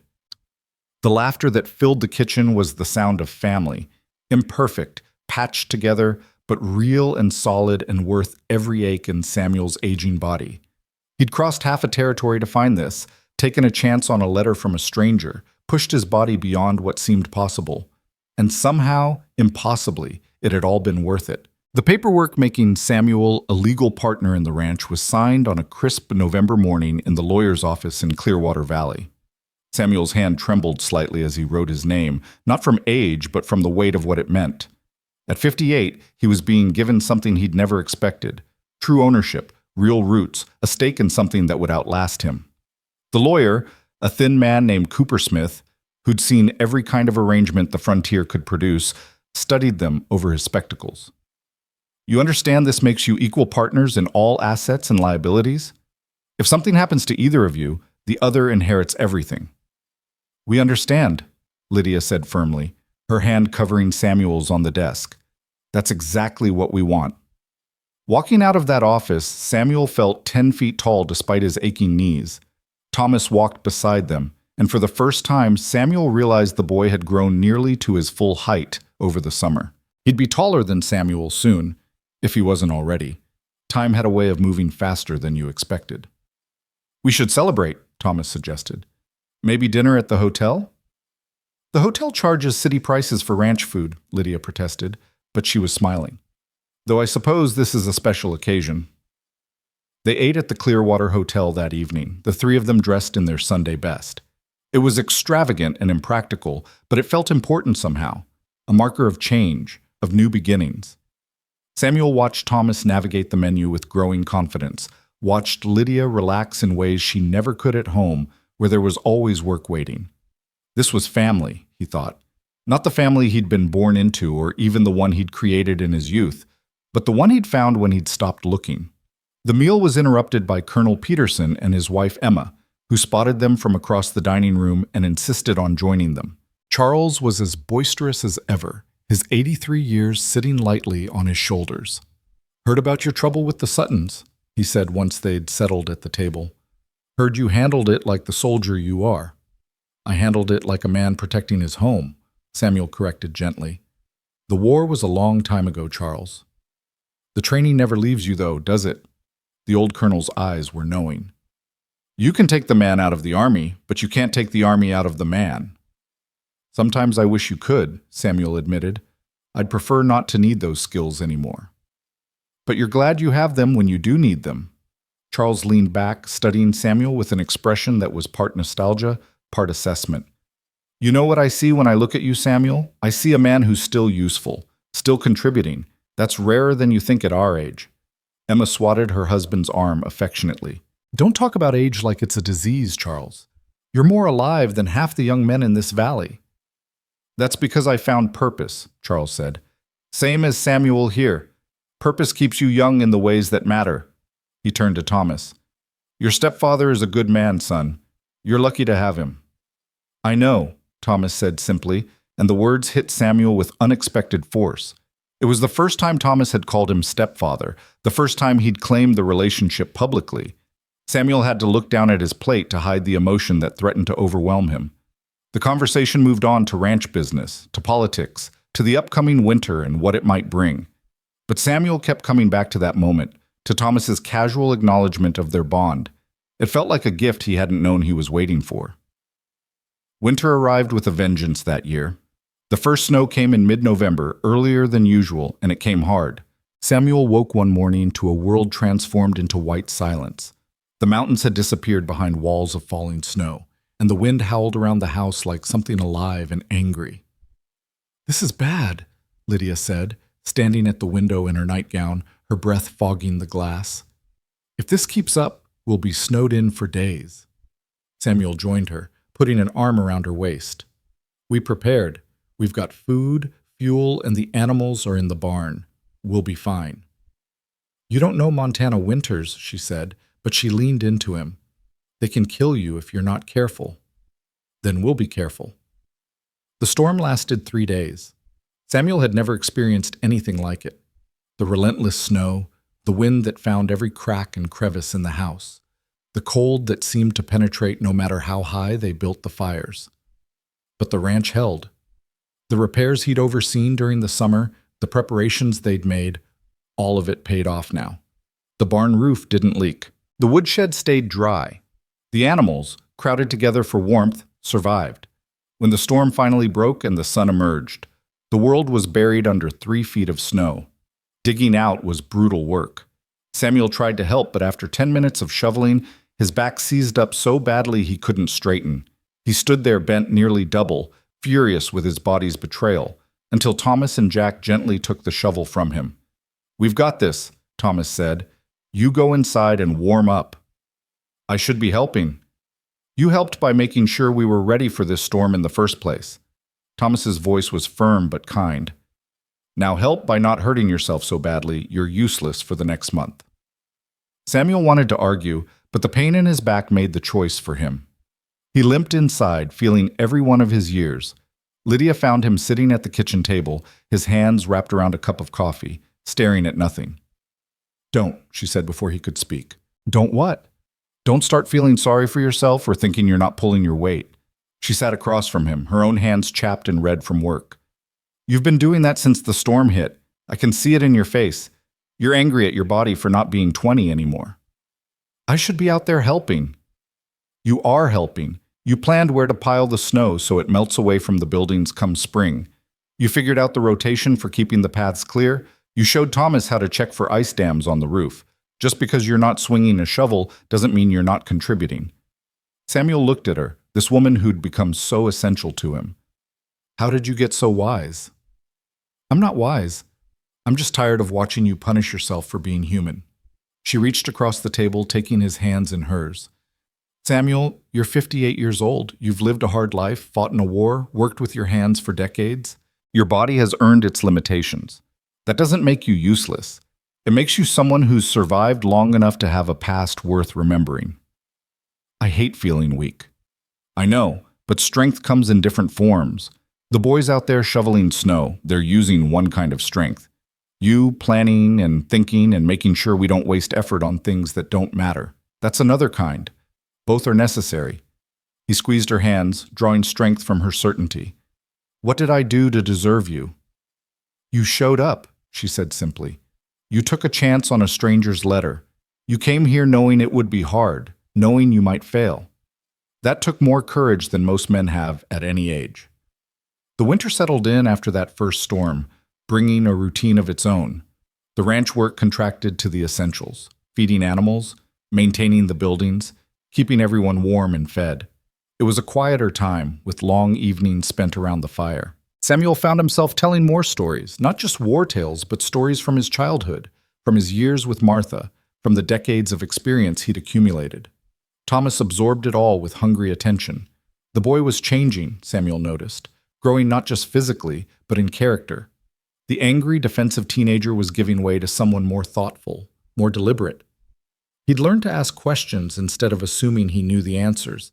He'd learned to listen, really listen, to voices of experience. One evening, as they sat around the fire while the wind rattled the windows, Thomas asked, "What was the hardest decision you ever made?" Samuel was quiet for a long moment, watching the flames dance. Probably deciding to come here, to answer your mother's letter and take this chance. Really? Harder than anything in the war? Different kind of hard. Samuel shifted in his chair, trying to ease his perpetually aching back. In the war, the hard decisions were immediate. You had seconds to choose, and then you lived with the consequences. But deciding to come here, that was choosing to risk everything I had left. My dignity, my independence, my last years of life. I could have stayed in Boise, comfortable and safe and alone. Coming here meant admitting I needed something. Needed someone.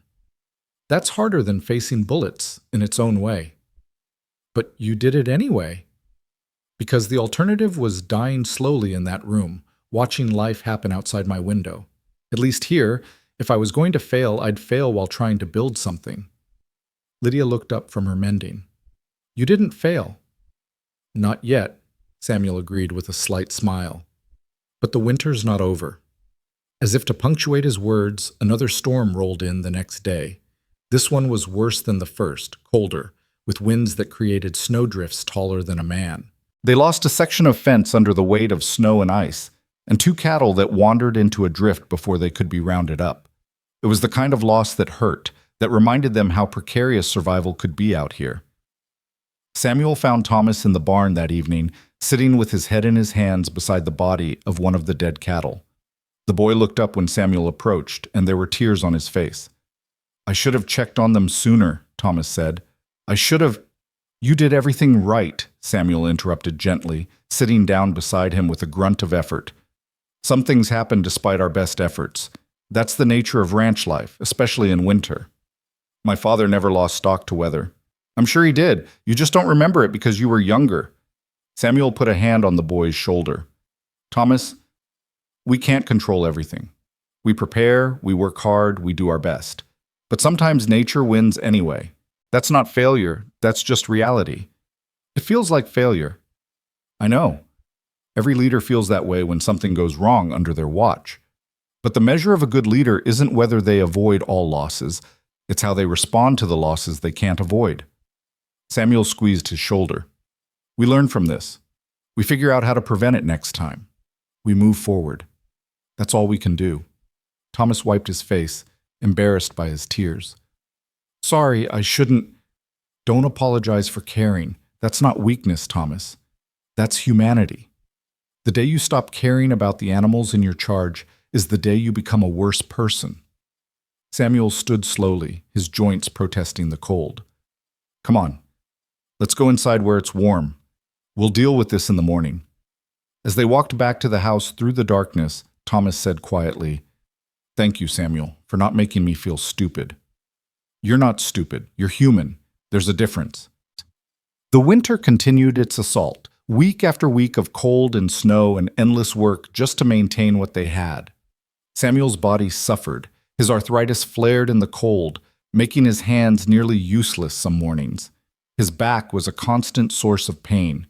Some nights he barely slept, the ache in his joints too persistent to ignore.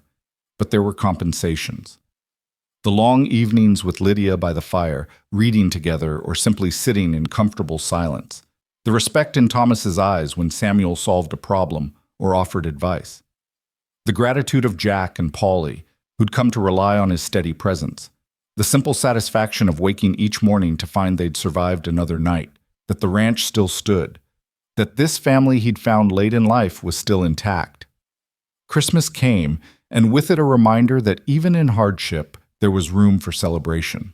Lydia spent days preparing a feast with their limited winter supplies: roast chicken, potatoes, carrots from the root cellar, fresh bread, and a dried apple pie that filled the house with the scent of cinnamon. They invited Jack and Polly to join them, making it a full house around the dinner table. Samuel had nothing to give as gifts except his time and skills, so he'd spent weeks secretly carving. A new handle for Lydia's favorite kitchen knife, the old one worn smooth with use. A chess set for Thomas, the pieces carefully shaped from different woods to distinguish the sides. Small repairs to Jack's saddle and a new belt for Polly. When he gave them out on Christmas morning, he felt embarrassed by how simple they were. But Lydia held her knife handle like it was precious metal, and Thomas set up the chessboard immediately, challenging Samuel to a game. These are perfect, Lydia said, kissing his cheek. Practical and personal, just like you. I couldn't afford store-bought gifts. These are better than anything from a store, she interrupted, because you made them. They matter more. Samuel had his own surprise that Christmas morning, a thick wool coat that Lydia had been secretly sewing for weeks, sized to his tall frame and lined with fleece. It was the warmest thing he'd owned in years, and more than that, it was evidence of her care. The hours she'd spent stitching by lamplight after he'd gone to bed, the measurements she'd taken discreetly over weeks, all of it spoke of a love that expressed itself in action rather than words. It's too much, he protested, even as he pulled it on and felt the immediate warmth. It's exactly enough, she said firmly. You're out in the cold checking on things, making sure we're all safe. The least I can do is make sure you don't freeze while doing it. Thomas gave him a gift, too, a book of poems by Whitman that the boy had ordered from town weeks ago. I noticed you don't have many books, Thomas said, looking embarrassed. And you're always telling stories, so I thought maybe you'd like reading someone else's for a change. Samuel was deeply moved. The thought behind these gifts, the care and attention, it all pointed to something he'd begun to take for granted. He was loved here, not just tolerated or appreciated, but genuinely loved by these people who'd become his family. The chess game that afternoon became a tradition.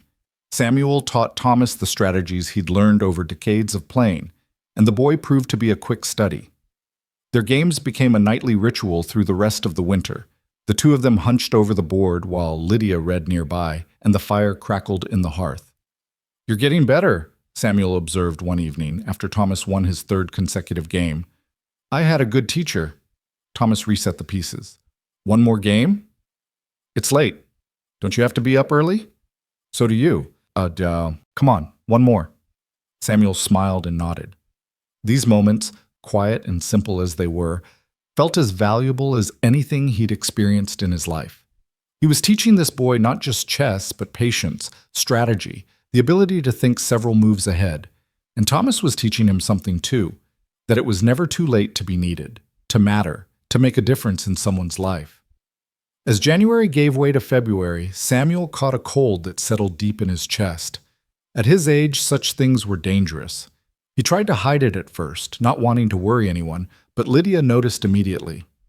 You're going to bed, she announced after hearing him cough for the 10th time during breakfast. I'm fine. There's work. The work will wait. You're going to bed before this turns into pneumonia. Her tone left no room for argument. Thomas and Jack can handle things for a few days. Samuel wanted to protest, but another coughing fit stole his breath and his dignity. He let Lydia help him upstairs, hating the weakness, but grateful for her support. For 3 days, he lay in bed while the cold worked its way through his system. Lydia nursed him with willow bark tea and hot broth, sitting with him when the coughing kept him awake, reading to him when he was too weak to do anything but listen. Thomas visited every evening, updating him on the ranch operations. The irrigation gate froze, but we got it clear. 2 more calves born, both healthy. Jack thinks we might lose some more fence in the next storm, but he's got a plan for reinforcing it. Good, Samuel wheezed. You're doing well, Thomas, handling things. Because you taught me how. The boy looked uncomfortable with the emotion in his voice. Just get better, all right? We need you. Those 3 words, we need you, sustained Samuel through the worst of the illness. There had been times in Boise when he'd wondered if anyone would notice if he simply didn't wake up one morning. Now he had people depending on him, needing him, wanting him to recover. It made the fight against sickness feel worthwhile. He recovered slowly, his body taking longer to heal than it would have even a decade earlier. But by late February, he was back on his feet, though weaker than before. The illness had taken something from him, carved away another piece of his dwindling reserves of strength. You need to take it easier, Lydia said, watching him struggle to split firewood. Samuel, you're not 20 anymore. You're not even 40. You have to accept your limitations. I know my limitations, he snapped, then immediately regretted his tone. I'm sorry. I just hate being useless. You're not useless. But you are recovering from a serious illness. There's a difference between accepting your limitations and giving up. She took the axe from his hands gently. Come inside. Help me with the accounts instead. That's work that needs doing too, and it won't risk you having a relapse. So Samuel turned his attention to the business side of ranching. He reviewed their accounts, made projections for spring, planned purchases and sales. It was work that used his mind instead of his body, and he found satisfaction in it. The ranch's finances had been neglected for years, but Samuel brought his carpenter's attention to detail to the ledgers. He found inefficiencies, identified areas for improvement, made suggestions that could save money without cutting corners. "We could buy better breeding stock with what we'd save by switching feed suppliers," he told Lydia one evening, showing her his calculations. "And if we time our cattle sales better, sell in early fall instead of late, we'd get better prices." Lydia studied his work with growing appreciation. "How do you know all this?" "I managed a carpentry business for 15 years. Same principles apply. Buy smart, sell at the right time. Don't waste resources on things that don't return value." He tapped the ledger. "Your late husband built this ranch, but he wasn't great at the business side. You've been maintaining it, but we could make it thrive with some strategic thinking." "Show me," she said, pulling her chair closer to his. "Teach me what you see." They spent hours going over the accounts, Samuel explaining his reasoning, Lydia asking sharp questions and adding her own insights. It was another form of partnership, different from the physical labor but equally important. They were building something together, not just maintaining what existed but actively improving it. March arrived with the first hints of thaw. The snow began to retreat, revealing the damage winter had inflicted. Fences down, a corner of the barn roof damaged by ice, equipment that needed repair after months of cold. But underneath the destruction was earth preparing to come alive again. Samuel could smell it in the air, the promise of spring, of renewal, of another chance. His 59th birthday came and went without fanfare. He didn't mention it, but Lydia had noted the date from their marriage documents. She made his favorite meal, beef stew with dumplings, and produced a small cake that must have taken precious sugar and eggs. "You shouldn't have," Samuel said, genuinely touched. "You've earned celebration." She cut him a generous slice. 59 years and still standing. That's no small achievement." 59 and barely standing, he corrected with a wry smile. "I feel like I'm held together with string and stubbornness." "Whatever works." Thomas raised his coffee cup. "To Samuel, for showing up when we needed him and staying even when it got hard." They drank to that, and Samuel felt emotion tighten his throat again. A year ago, he'd been alone in a rented room, convinced his useful life was over. Now he had family, purpose, a reason to keep going despite the pain and difficulty. It wasn't the life he'd imagined in his youth, but it was a good life nonetheless. As spring strengthened, Samuel threw himself into planning the year's work. They would expand the irrigation system, add another pasture, improve the breeding stock. The ranch had survived the winter in good shape despite the losses, and now they could build on that foundation. But Samuel was realistic about his role. He would plan and supervise, not swing hammers or dig ditches. His body had made its limitations clear, and he'd learned to accept them without shame. There was dignity in knowing what you could and couldn't do, in contributing what you had rather than pretending to be something you weren't. One warm April afternoon, as the valley exploded in wildflowers and new grass, Samuel stood on the porch, watching Thomas work with the horses. The boy had grown so much, not just physically, but in confidence and competence. He was becoming a fine young man, the kind of person who would build on what his parents had created and make something even better. Lydia joined Samuel on the porch, sliding her arm around his waist. "What are you thinking about?" "How much can change in a year? How grateful I am for a letter from a stranger." He pulled her close. "How lucky I am that you were willing to take a chance on an old man." "Lucky?" She laughed softly. "Samuel, you saved this ranch. You saved my son. You saved me from drowning in loneliness and responsibility. If anyone's lucky, it's us that you decided to answer that letter." They stood together watching the sun paint the mountains in shades of gold, two people who'd found each other when they'd both given up on finding anything. The wind carried the scent of sage and possibility, of earth warming and life returning. Winter had tested them, but they'd survived it together. And whatever came next, Samuel knew they would face it the same way. Not perfectly, but together. That was enough. That was everything. The promise of that April afternoon carried them into May, and with it came the kind of work that defined spring on a ranch. Calving season arrived in earnest, bringing sleepless nights and constant vigilance. Samuel couldn't do the physical labor of pulling calves or wrestling cattle, but he could watch, and he could think, and he could be there when decisions needed making. He found Thomas in the barn at 2 a.m, exhausted and covered in blood and birth fluids, sitting beside a cow who'd just delivered twins. The boy looked up when Samuel approached, and there was pride mixed with weariness in his face. "Both healthy," Thomas said. "Touch and go for a while, but we got them breathing." Samuel lowered himself carefully onto a hay bale, his joints protesting the hour and the cold. "You did good work here. Your mother would be proud." "You taught me most of what I know." Thomas wiped his face with a relatively clean corner of his sleeve. "How to stay calm when things go wrong.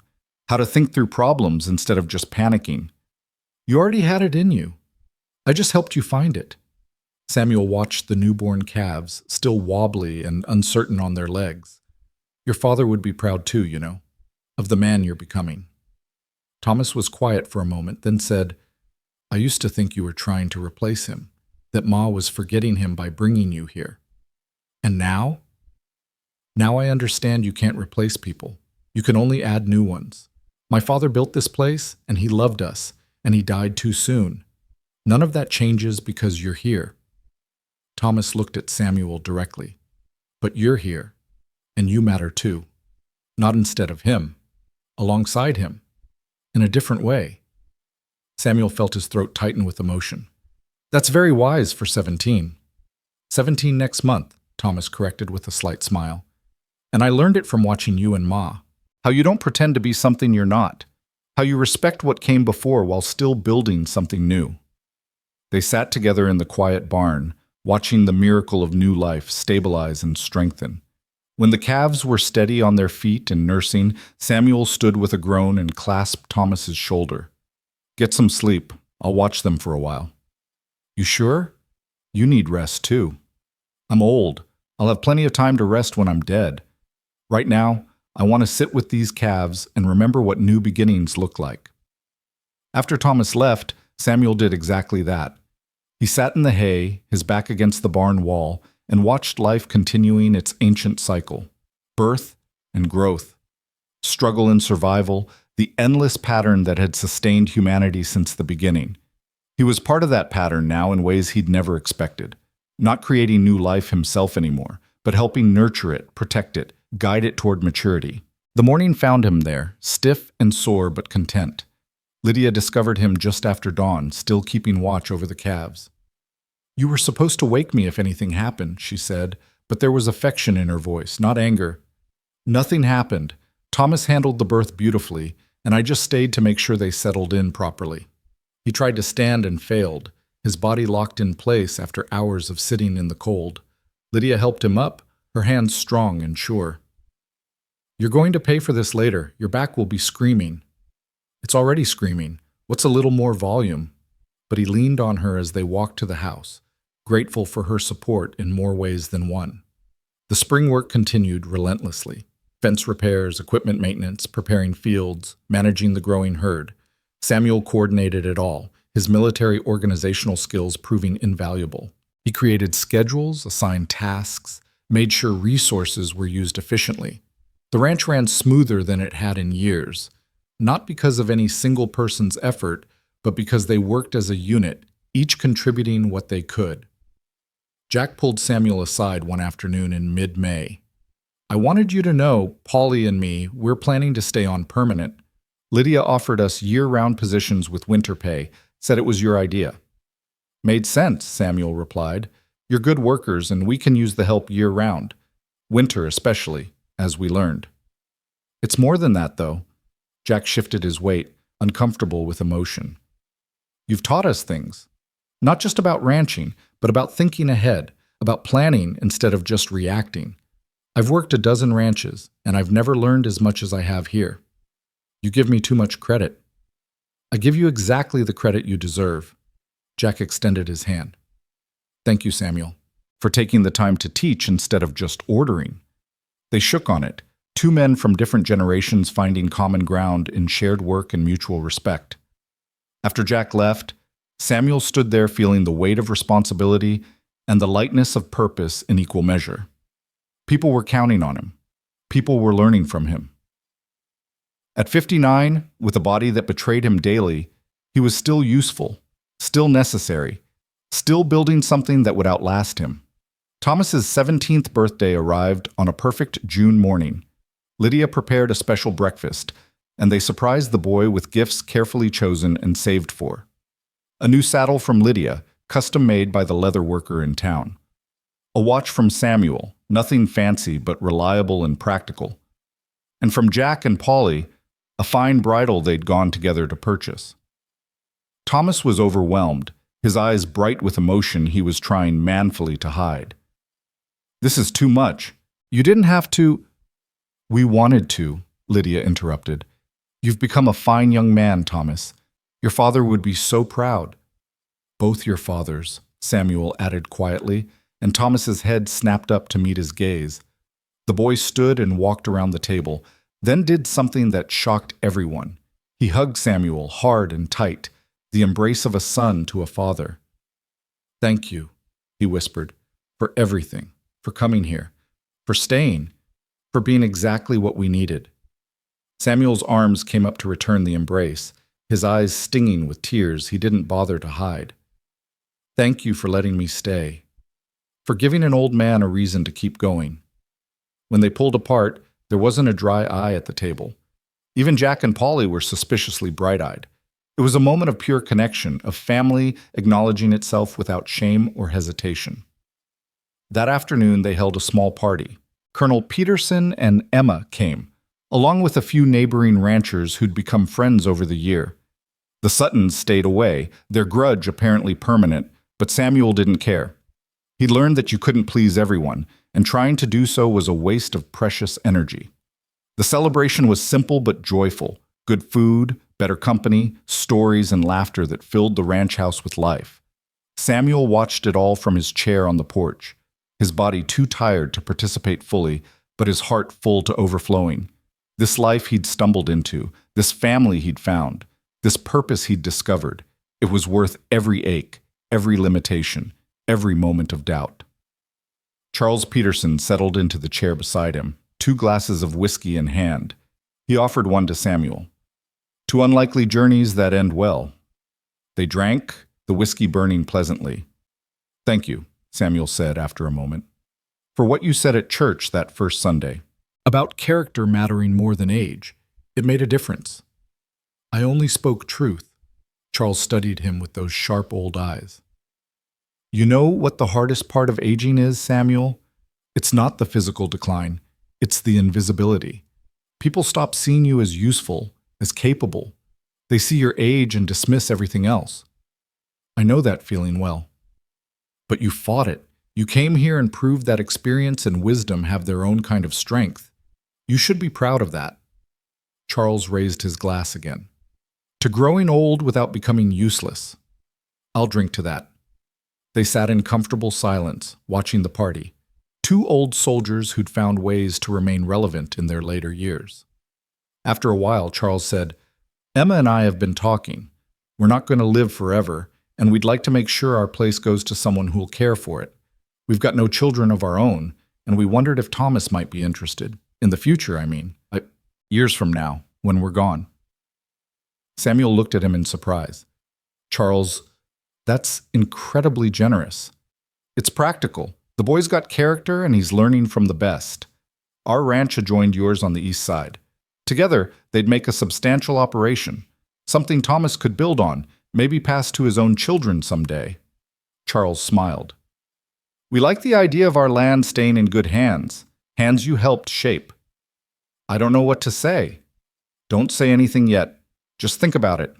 Talk to Lydia and Thomas, but know the offer's there when the time comes." Charles stood, joints creaking. "Now I should get back before Emma thinks I've wandered off and gotten lost." Samuel sat alone after Charles left, processing the conversation. The future was taking shape in ways he'd never imagined. Not just his future, but Thomas's, and through Thomas, generations yet unborn. The work he was doing here, the teaching and planning and guiding, it would ripple forward long after he was gone. That thought was both humbling and deeply satisfying. The summer unfolded with the kind of perfect weather that made you forget about brutal winters.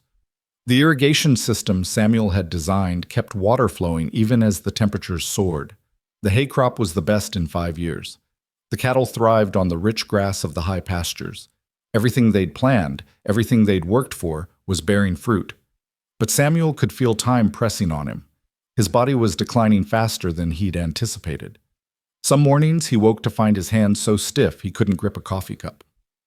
His back gave out with increasing frequency. The cough from his winter illness never fully left, lingering in his chest like an unwelcome tenant. He was wearing out, and he knew it. He didn't mention it to Lydia, not wanting to worry her. But she knew anyway. She always knew. "You need to see a doctor," she said one evening after a particularly bad coughing fit. "I'm fine, just getting old." "Samuel," her voice was firm, "I've watched you decline over the summer. Something's wrong beyond just age." "What's a doctor going to tell me? That I'm 59 and my body's worn out? I already know that." He tried to smile. "Can't fix old, Lydia. But we can manage it, make you more comfortable. Maybe there's medicine that could help." She took his hands, feeling the swollen joints. "Please, for me, let's at least find out what we're dealing with." So they went to town the next week to see Doc Hendricks, who'd been practicing medicine in Clearwater Valley for 30 years. The old doctor examined Samuel thoroughly, asking questions, listening to his chest, testing his joints and reflexes. When he was done, Hendricks sat back with a sigh. "I'm going to be straight with you, Samuel. You've got arthritis that's only going to get worse. Your lungs are damaged, probably from a combination of that winter illness and old war injuries. Your heart's working harder than it should to keep up with a body that's wearing out." "How long?" Samuel asked bluntly. "Could be years, could be months. Depends on how you treat yourself, what kind of winter we get, whether you get sick again." Hendricks met his gaze.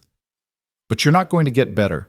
Best case scenario, you slow the decline, manage the pain, make the time you have left count." Lydia's hand found Samuel's, gripping tight. "What can we do?" "Keep him warm and dry. Don't let him overwork. There are tonics for the pain, though they'll make him drowsy. Mostly, you make him rest more than he wants to." Hendricks looked at Samuel with sympathy. "I know that's not what you want to hear, but pushing yourself won't give you more time. It'll just use up what you have faster." The ride home was quiet. Samuel stared at the passing landscape, thinking about time and how it slipped away no matter how tightly you tried to hold it. He'd known, of course, had felt his body failing, but hearing it confirmed, having a doctor put words to his fears, made it real in a way it hadn't been before. "I'm sorry," he said finally. Lydia's voice was fierce. "For what? For being human? For having a body that's lived a long, hard life? Don't apologize for things you can't control, Samuel Garrison." "I wanted more time. To see Thomas grown and married. To see this ranch fully thriving. To grow old with you properly. Not just rush through a few years before—" "Stop." She pulled the wagon to a halt, turning to face him fully. "We don't know how much time we have. The doctor said it could be years. And even if it's not, even if it's months, we've already had more than either of us expected. You came here expecting nothing but work and loneliness. Instead, you found family, purpose, love. I'd say that's more than most people get in a whole lifetime. You deserve better than a dying old man. I deserve exactly what I have. A partner who showed up when I needed him, who helped save this ranch and my son, who loves me despite all good sense." She cupped his face in her work-roughened hands. "However much time we have, Samuel, we'll make it count. We'll make it matter. And we'll face whatever comes together, just like we've faced everything else." He kissed her then, there in the stopped wagon on the road to home, a kiss that tasted of salt and determination and love that had nothing to do with how much time remained. When they pulled apart, Samuel rested his forehead against hers. "I love you, Lydia Burke. I don't know if I've said it enough, but I do. More than I thought possible at my age." "I know," she whispered, "and I love you too, not despite your age or your limitations, but because of the man you are despite them. Because you chose to live fully rather than just survive safely. Because you took a chance on a stranger's letter and built a life worth living." They drove the rest of the way in silence, hands joined on the seat between them. When they arrived home, Thomas met them at the door, taking one look at their faces and understanding that something had changed. "What's wrong?" Samuel and Lydia looked at each other, having a silent conversation with their eyes. Then Samuel gestured to the kitchen table. "Sit down, son. We need to talk." They told him everything: the doctor's assessment, the uncertain timeline, the reality that Samuel's time with them was limited. Thomas listened with growing distress, his face cycling through denial, anger, and grief. "But you're getting better," Thomas protested. "You're stronger than when you arrived." "I had further to fall," Samuel said gently. "I'm not giving up, Thomas. But I'm also not going to lie to you about what's coming. My body's worn out. I've lived a long life, and I've got the scars to prove it. Whatever time I have left, I want to spend it well, teaching you everything I can, helping your mother secure this ranch's future, being with my family." "You can't die." Thomas's voice cracked. "We just found you. You can't. Everyone dies eventually, son. The question isn't whether, but how we use the time we have." Samuel reached across the table, taking Thomas's hand. "I need you to listen carefully. You're going to be the man of this house sooner than any of us want. You're going to have to take care of your mother and this ranch. Are you ready for that?" "No," Thomas said honestly, tears streaming down his face. "I'm not ready. I need more time to learn. I need you to teach me. Then we'll use the time we have. Every day, every moment. I'll teach you everything I know about planning and strategy, about thinking ahead, about being a leader instead of just a worker." Samuel squeezed his hand. "You're already most of the way there, Thomas. You just don't know it yet." The next weeks took on a peculiar intensity. Samuel threw himself into teaching with the urgency of a man racing against time. He showed Thomas all his systems for managing the ranch, how he tracked expenses and profits, how he planned projects, how he thought about efficiency and sustainability.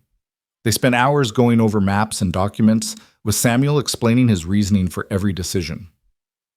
"Why are you showing me this now?" Thomas asked one afternoon as they reviewed water rights and property boundaries. "Because you need to know it all, need to understand not just what to do, but why. That way when situations change, and they always do, you can adapt using the principles rather than just following memorized steps." But it wasn't all urgent teaching. There were also moments of simple companionship, long evenings on the porch, watching the sun set over the mountains, quiet conversations about life and death and everything in between, chess games that lasted hours, punctuated by stories and laughter. One night, after Thomas had beaten Samuel 3 games in a row, the boy said, "I'm going to miss this when you're gone." "Then don't let it end with me. Find someone else to play with. Teach your own children someday." Samuel reset the pieces with his trembling hands. "The best way to honor someone who's gone is to pass on what they taught you. Make it live beyond them." "I'll remember everything," Thomas promised. "Everything you taught me. About patience and planning and being steady. About facing fear without letting it control you. About showing up even when it's hard." "Good. Then I'll live on through you in a way, through the lessons you learned and the way you apply them." Samuel smiled. "That's a kind of immortality, isn't it? Not our bodies, but our influence continuing through the people we touched." As summer deepened toward fall, Samuel's decline became more noticeable. He moved slower, tired faster, had days where he couldn't get out of bed at all. But he pushed through, determined to see the harvest, to know the ranch was secure for winter, to finish what he'd started. The hay was cut and stored under his watchful eye. The cattle were moved to their winter pastures according to his carefully planned schedule. Repairs were made to buildings and equipment. Everything was ready as it could be, for another brutal Montana winter. In late September, Colonel Peterson passed away peacefully in his sleep. The funeral was well attended, with Samuel insisting on going despite his weakness. He stood beside the grave of his old commanding officer, remembering the young man he'd been when they first met, the soldier Charles had helped shape into someone useful. Emma pulled him aside after the service. "Charles wanted you to have this." She handed him an old army medal, one Charles had earned for valor. "He said you understood what it meant, what it cost. He wanted someone who got it to have it." Samuel held the medal, feeling the weight of memory and loss. "He was a good man, a good friend." "He said the same about you." Emma patted his arm. Take care of yourself, Samuel. We old ones need to stick around as long as we can. But Samuel knew his time was measured in months now, not years. His body was giving him clear signals. The cough had worsened despite the tonics. His strength was fading like light at dusk, slowly at first, then all at once. He could feel the end approaching, though he didn't speak of it. One evening in early October, with the first frost painting the windows and the smell of Lydia's stew filling the house, Samuel sat at the dinner table surrounded by his family. Thomas, grown nearly to manhood now. Lydia, the woman who'd given him this last precious chapter. Jack and Polly, who'd become more than hired hands. This was his family, gathered around this table in this house, on this land, they'd all worked together to sustain. "I want to say something," Samuel announced, and everyone looked up from their plates. "I want you all to know how grateful I am. When I stepped off that train 18 months ago, I thought I was just looking for some place to die in reasonable comfort. Instead, I found a reason to live." "Samuel," Lydia started, but he held up a hand. "Let me finish. I'm not morbid, just honest. I'm old and I'm tired and my body's wearing out and we all know it. But I want you to know that this year and a half has meant more to me than decades of my earlier life. You've given me purpose and family and love. You've made me feel useful and necessary. You've let me contribute and teach and be part of something bigger than myself." His voice grew thick with emotion. "Whatever time I have left, however long or short, I'm grateful for every moment. You've made an old man's last days meaningful, and that's a gift beyond measure." Lydia was crying openly now. Thomas too. Even Jack and Polly were suspiciously bright-eyed. "You're not just going to give up," Thomas said fiercely. "You're going to fight. We're all going to fight to keep you here." "I will fight," Samuel promised, "but I also want to be realistic. I want us to make the most of whatever time we have. No regrets, no words left unspoken, no love unexpressed." He looked at each of them in turn. "I want you all to know you matter to me. You've made my life worth living. That's everything." The winter came early and hard that year, as if nature was in a hurry to test them once more. The first major storm hit in mid-November, and Samuel watched it from his bed, where he spent most of his time now. His body had finally made good on its threats, collapsing under the cumulative weight of age and illness and exhaustion. Doc Hendricks came to the ranch when the roads cleared, examined Samuel, and gave Lydia the news they'd both been expecting. "Weeks, maybe a month if he's lucky. Keep him comfortable. Let him go peacefully." But Samuel wasn't ready to go peacefully. Not yet. There was still work to do, still things to arrange, still knowledge to pass on. He insisted on sitting in a chair by the window each day, wrapped in blankets, watching the ranch continue without his physical participation, but under the systems he'd created. Thomas came every evening to report on the day's work and receive guidance for the next. They'd review decisions, discuss problems, plan solutions. Samuel's mind remained sharp even as his body failed, and he was determined to use it fully until the very end. "The north pasture fence needs attention before the next storm," Thomas said one evening. "Which section?" "The part near the creek where the snowdrift took it down last year." Samuel nodded, his breathing labored. "Remember what I showed you about bracing posts in unstable soil? Use that technique and put the materials list together tonight so Jack can start first thing. Weather's only going to get worse." "I will."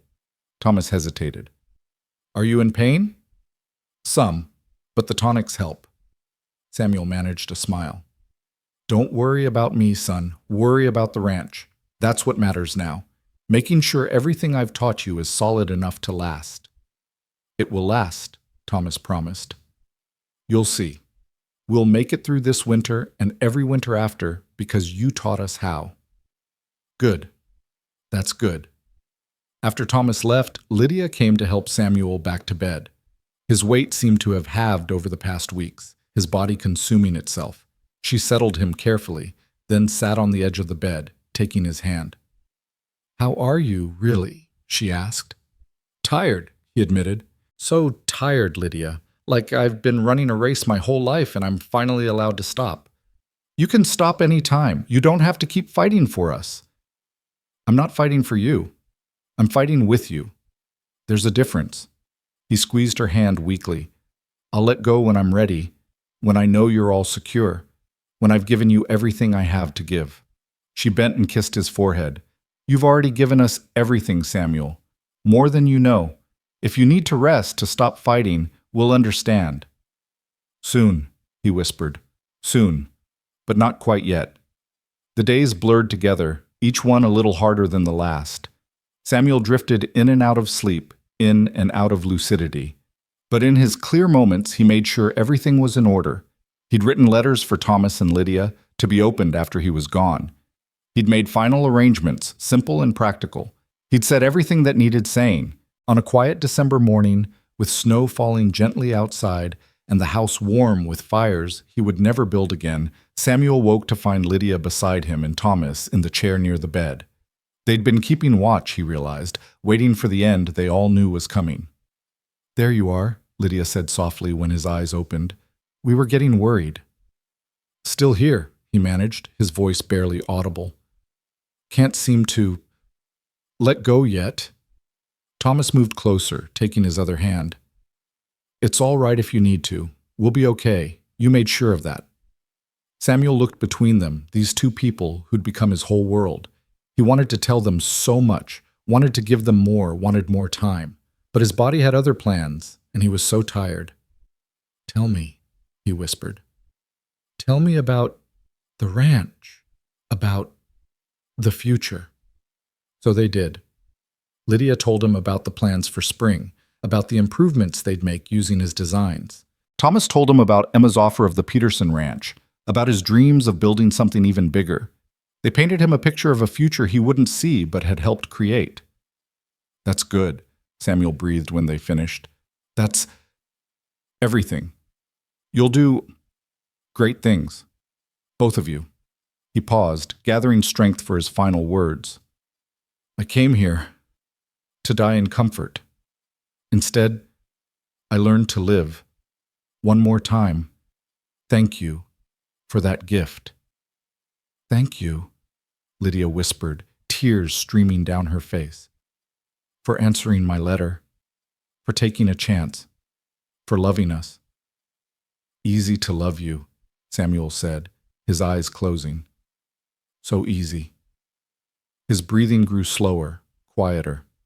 Thomas held one hand, Lydia the other, both of them staying present in this final moment. Outside, the snow fell like a blessing, covering the ranch in white silence. Samuel Garrison drew his last breath on a December morning, surrounded by the family he'd found late in life. He was 59 years old, worn out but not worn down, tired but not defeated. He'd fought his last battle and won in the ways that mattered most. Not by conquering enemies, but by building something lasting. Not by proving his strength, but by using his wisdom. Not by refusing to age, but by making his age matter. The funeral was small but well attended. Emma came, grieving another old soldier. Jack and Polly came, honoring the man who'd taught them to think instead of just work. Neighbors who'd come to respect Samuel despite their initial skepticism came to pay their respects. And at the graveside, as the preacher spoke words of comfort and hope, Thomas stood straight and tall, his hand supporting his mother, exactly the man Samuel had helped him become. They buried him on a hill overlooking the ranch, where he could eternally watch over the land he'd helped secure. Lydia placed wildflowers on the grave, the first flowers Samuel had noticed that day he arrived, and she spoke quietly to the frozen earth. "Thank you for 58 years of living and 18 months of truly being alive. Thank you for showing up when we needed you. Thank you for loving us enough to stay even when it was hard. I'll miss you every day, but I'll honor you by living well, by using everything you taught me. Sleep well, my dear heart. You've earned your rest." Spring came, as it always did, painting the valley in green and gold. The ranch thrived under Thomas's management, using all the systems and strategies Samuel had implemented. The irrigation flowed, the cattle prospered, the buildings stood strong against wind and weather. Thomas married the following year a good woman from a neighboring ranch who understood the land and loved him for who he was. They had children eventually, and Thomas taught them everything Samuel had taught him, about patience and planning, about facing fear with steady courage, about showing up even when it was hard. Lydia lived on the ranch until she was 70, Watching her grandchildren grow, seeing the Burke-Peterson operation expand into one of the most successful in the valley. She never remarried, though she had offers. Samuel had been her second chance, and she'd loved him completely. That was enough. On summer evenings, she'd sit on the porch and talk to his grave on the hill, telling him about the day, about the family, about all the ways his influence continued to ripple forward. And sometimes, when the wind blew just right, she swore she could hear his voice carried on the breeze, still steady and calm, still offering guidance, still present in everything they'd built together. Samuel Garrison had been too old to fight in the traditional sense, but young enough to love one more time, young enough to learn, young enough to grow, young enough to build something lasting. He'd proven that age was just a number, that usefulness didn't expire with youth, that the heart could find new purposes even when the body began to fail. He'd come to Idaho Territory expecting to die in reasonable comfort. Instead, he'd lived, truly lived, right up until his final breath. And in the years that followed, in the strong fence posts and flowing irrigation channels, in Thomas's patient leadership and Lydia's fierce independence, in the lessons passed down through generations, Samuel Garrison lived still. Not the body, which had worn out honestly through hard use and good service, but the man, his wisdom, his character, his gentle strength, those lived on in everyone he'd touched. And on quiet mornings when the sun painted the mountains gold, you could almost see an old soldier standing on that porch, coffee in hand, surveying his domain with satisfaction. He'd fought his last battle and won it completely, not with weapons or violence, but with patience and love and the quiet determination to make his remaining years count for something. And in the end, that was the greatest victory of all.